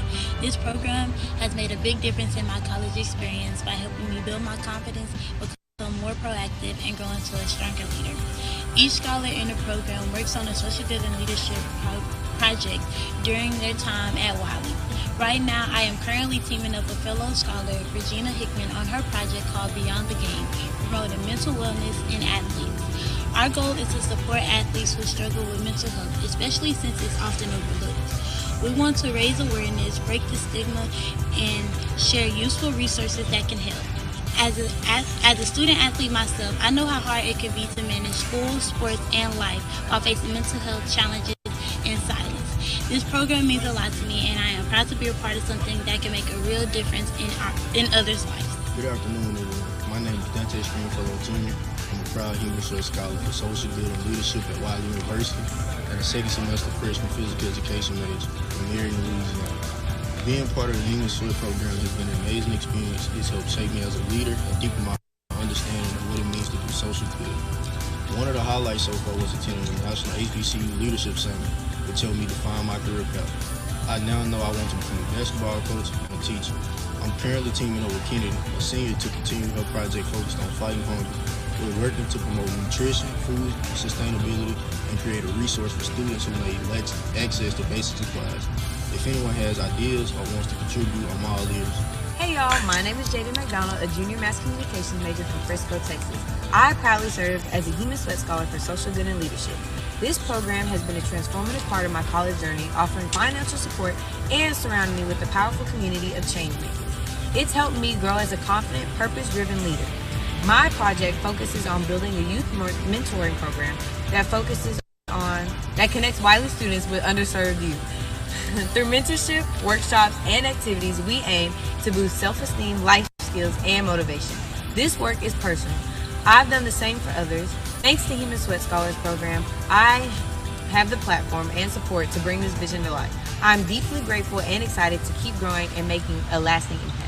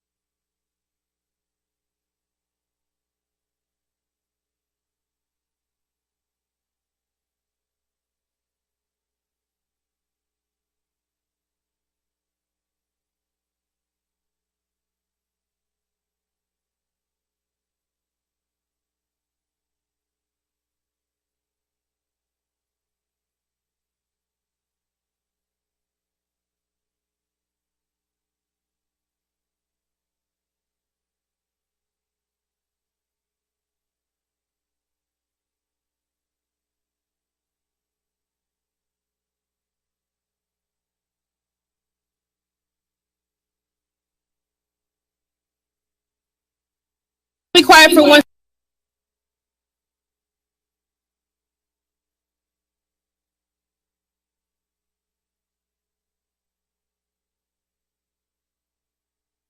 In, please.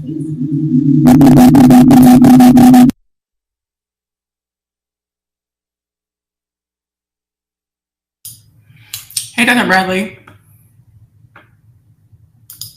Hi, we're live. I'm trying to share my screen. Hi, everybody.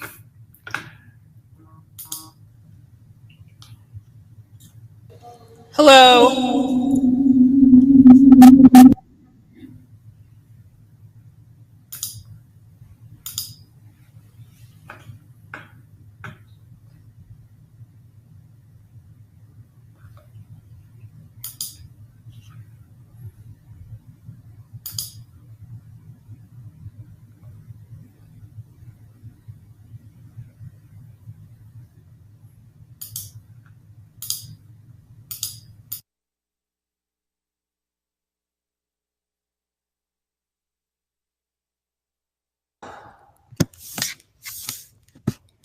Hello.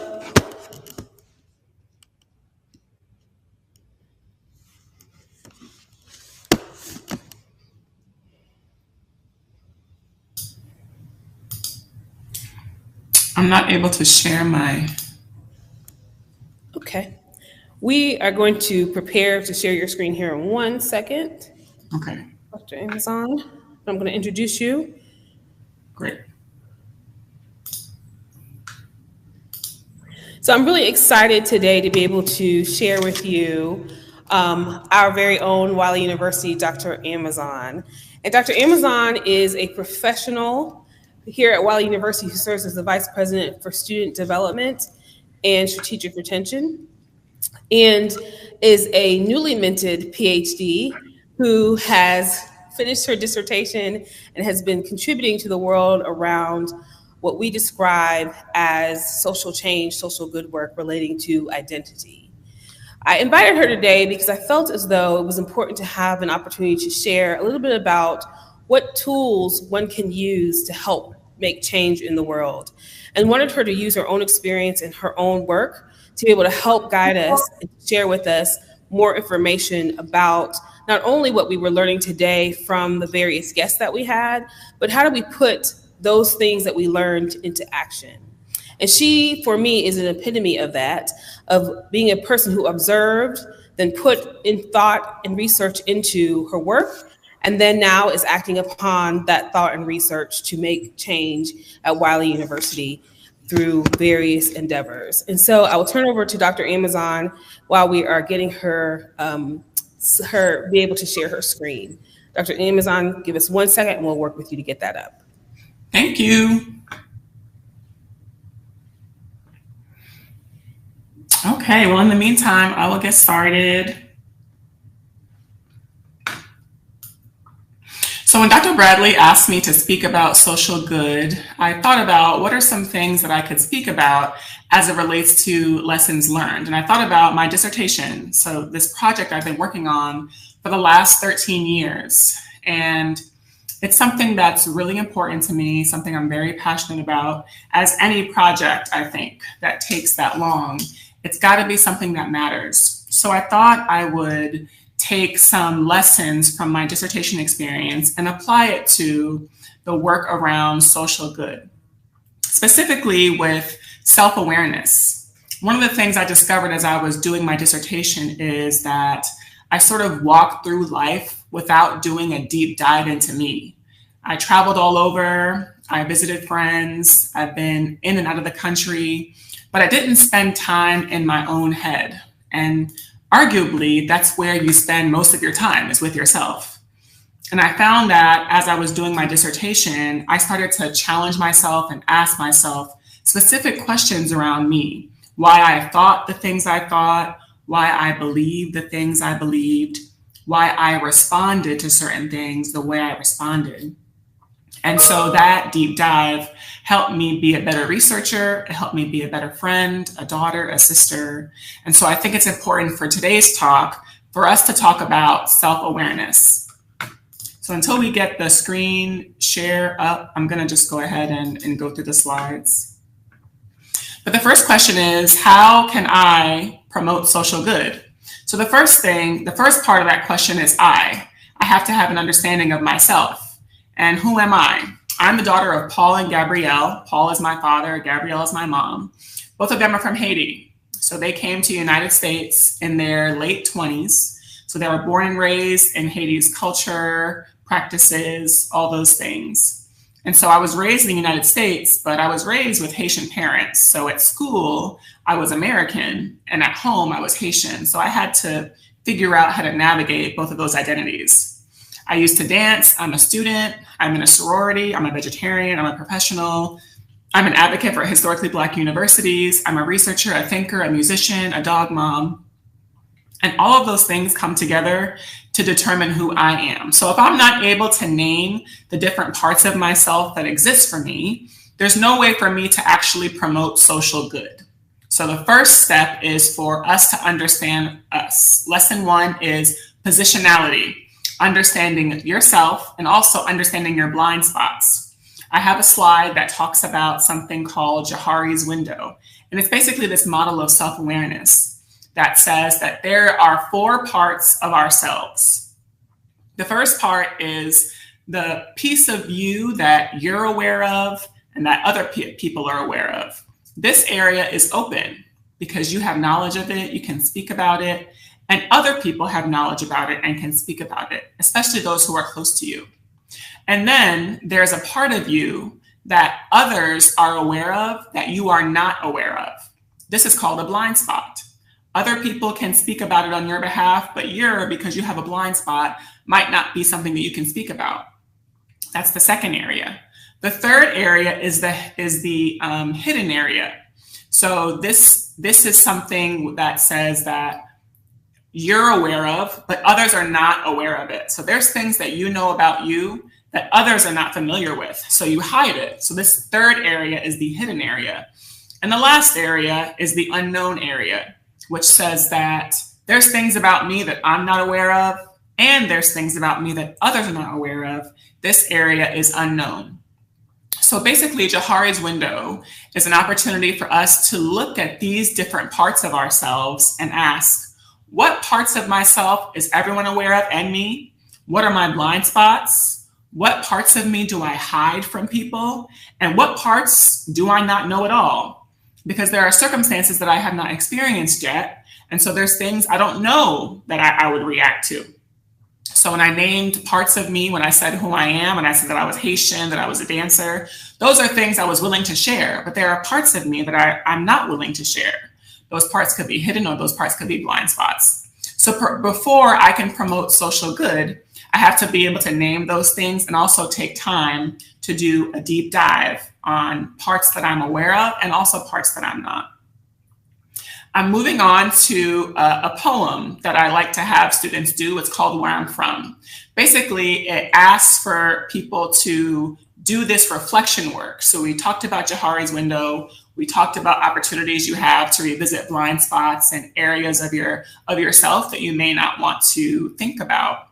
And this poem called Where I'm From, it makes you reflect on your past, on memories, on items in your home. It makes you reflect on experiences you have that inform who you are today.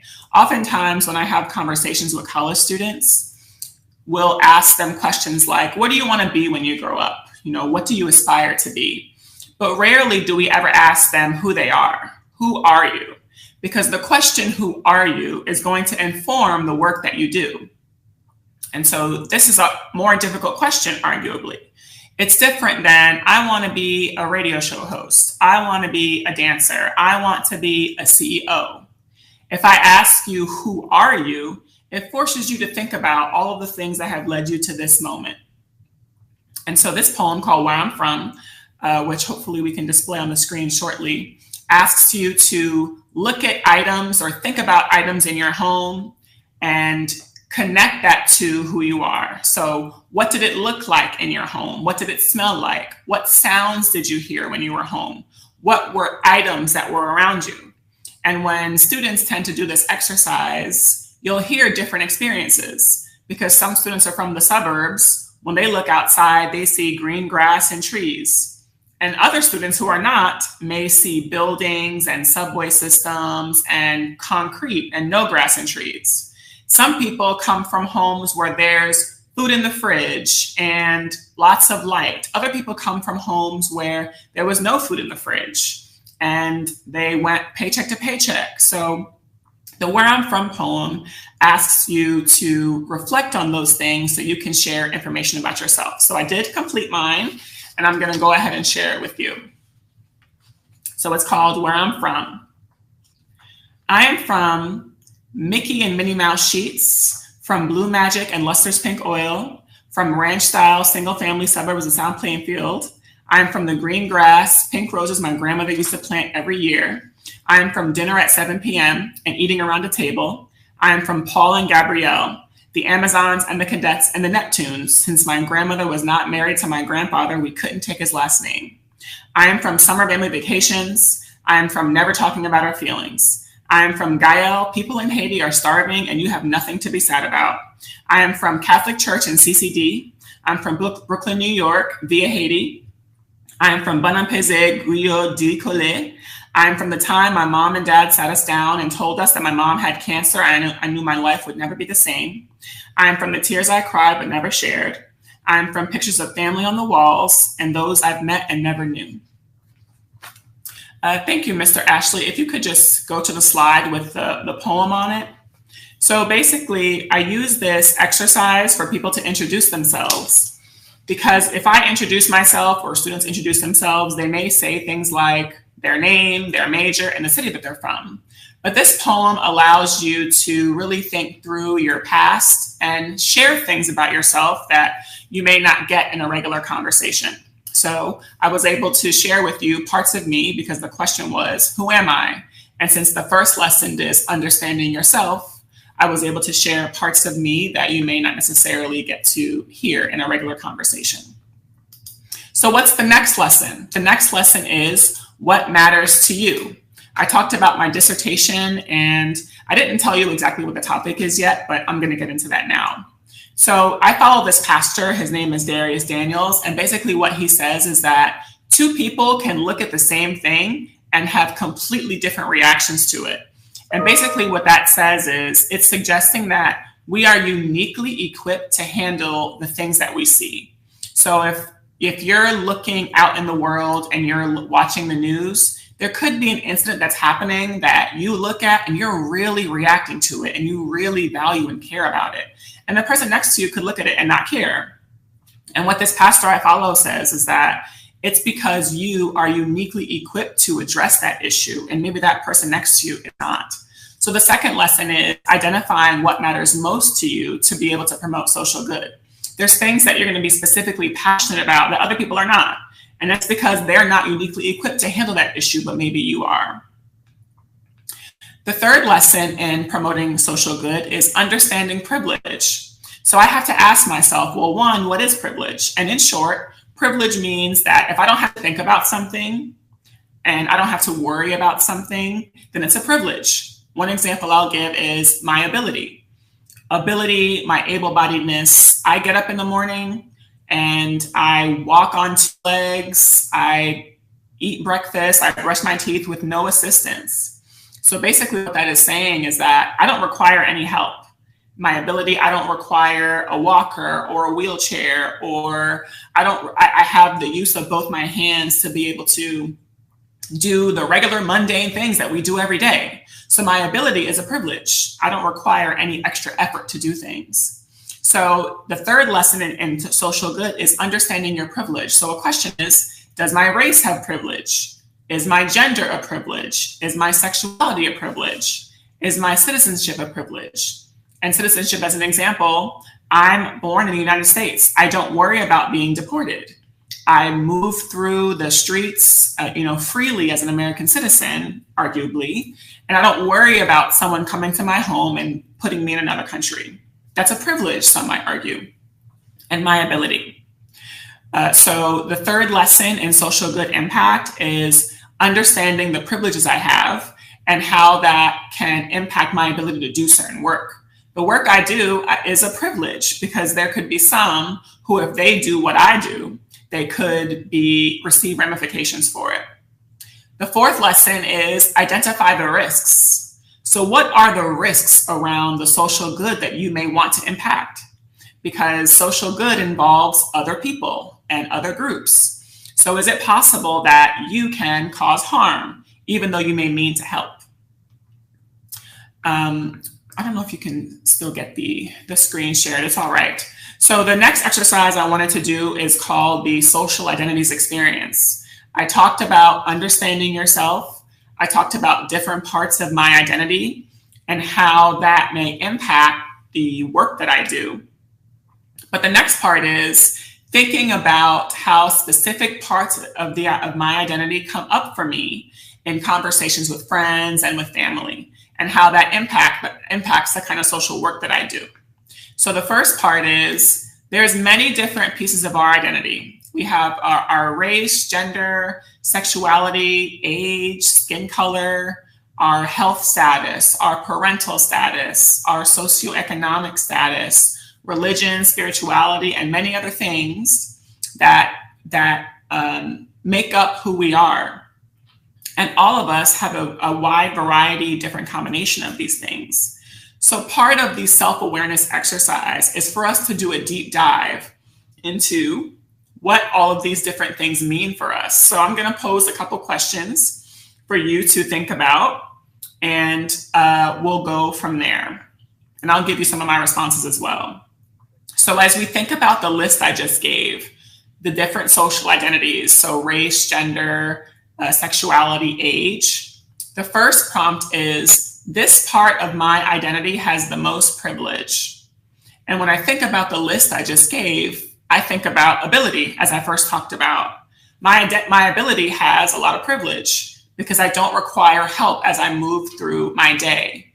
I don't have to plan for extra time to move or drive or get to work because I don't require help. Thank you, Mr. Ashley. If you go to slide 17, that's where I am. It's a gray slide.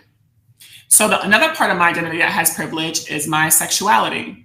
I am a heterosexual woman. I used to be married to a man. And because we move through the world as a woman and a man who are in a relationship, we have privilege in how we present our relationship.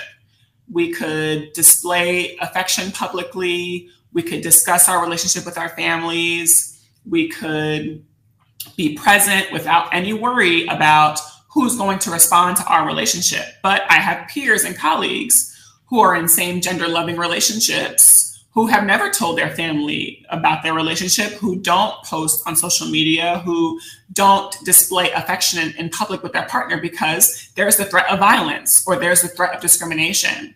So that means part of my identity and part of my privilege is in my sexuality. So then other questions can include the parts of yourself that have the least privilege and other things that you think about daily. Can you go to 2 slides down? I think about this daily. So one thing for you to think about is, what are things that you think about regularly? And for me, as an example, I think about my race regularly. I turn on the TV and there's something about Black people, Black women, whether it's on the news or on a movie or a TV show. I think about Black people regularly. I think about race regularly. As a woman, I think about gender daily. I think about my gender, my identity development. I think about my expression because I have to choose how I behave every day. I choose how I dress every day. So I think about those things daily. Things that I don't think about daily because of my privilege is health status, for an example. There are peers that we see every day, that we interact with, who have chronic health conditions. I don't have any of those, so I don't necessarily have to think about that daily, but others who might have to think about medication, doctor's visits that are regular, hospital visits, or if you're a caretaker, you may be thinking about health regularly because you're responsible for someone's life or someone's health. So a part of self-awareness is also thinking about these different identity dimensions and what you think about and what you don't, and how that impacts your experience. If you go 2 more down, Mr. Ashley, this was discussed most with my family growing up. So I talked about, I come from a family that didn't really have these discussions. We didn't talk deep dive about self-awareness. It was go to school, come home, get straight A's, and that's it. And my parents, love them, didn't have the capacity to talk about, our emotions and to do a deep dive into self. So in my family, what we discussed most was religion. Religion was discussed a lot. Socioeconomic, money was discussed a lot. My parents were very frugal, who I adore them, but I remember hearing a lot about how there wasn't enough money to do certain things. We also discussed race. My parents are proud Haitians, I am as well. And my parents talked a lot about Haiti's history and beauty and culture. So it's something that we discussed a lot. What we never discussed was sexuality and gender. My parents were very clear about no dating until you're married, which is a joke, but they never discussed what the changes I was going through as I grew up. They never discussed feelings I might have for other people. They just left it alone and left for me to figure it out on my own. So we never discussed what relationships with others look like, how to develop friendships, how to respond when you fall in love for the first time, when someone hurts you for the first time. So we never had these discussions. So part of my identity today is really practicing how to have these discussions so that I can engage in healthy relationships moving forward. Can you go 2 more down, Mr. Ashley? I'm interested in exploring this more. So as we talk about deep diving into self-awareness, it's also important to be able to say, I don't know this about myself. Like say it's survivor status. I don't know a lot about what this means, but I'm interested in exploring it more. We talked about hidden areas and blind spots, or the unknown areas. So it's okay to be able to say, there's parts of me that I'm less familiar with, but I'm interested in learning more about. And what opportunities do I have to be able to learn these things about myself?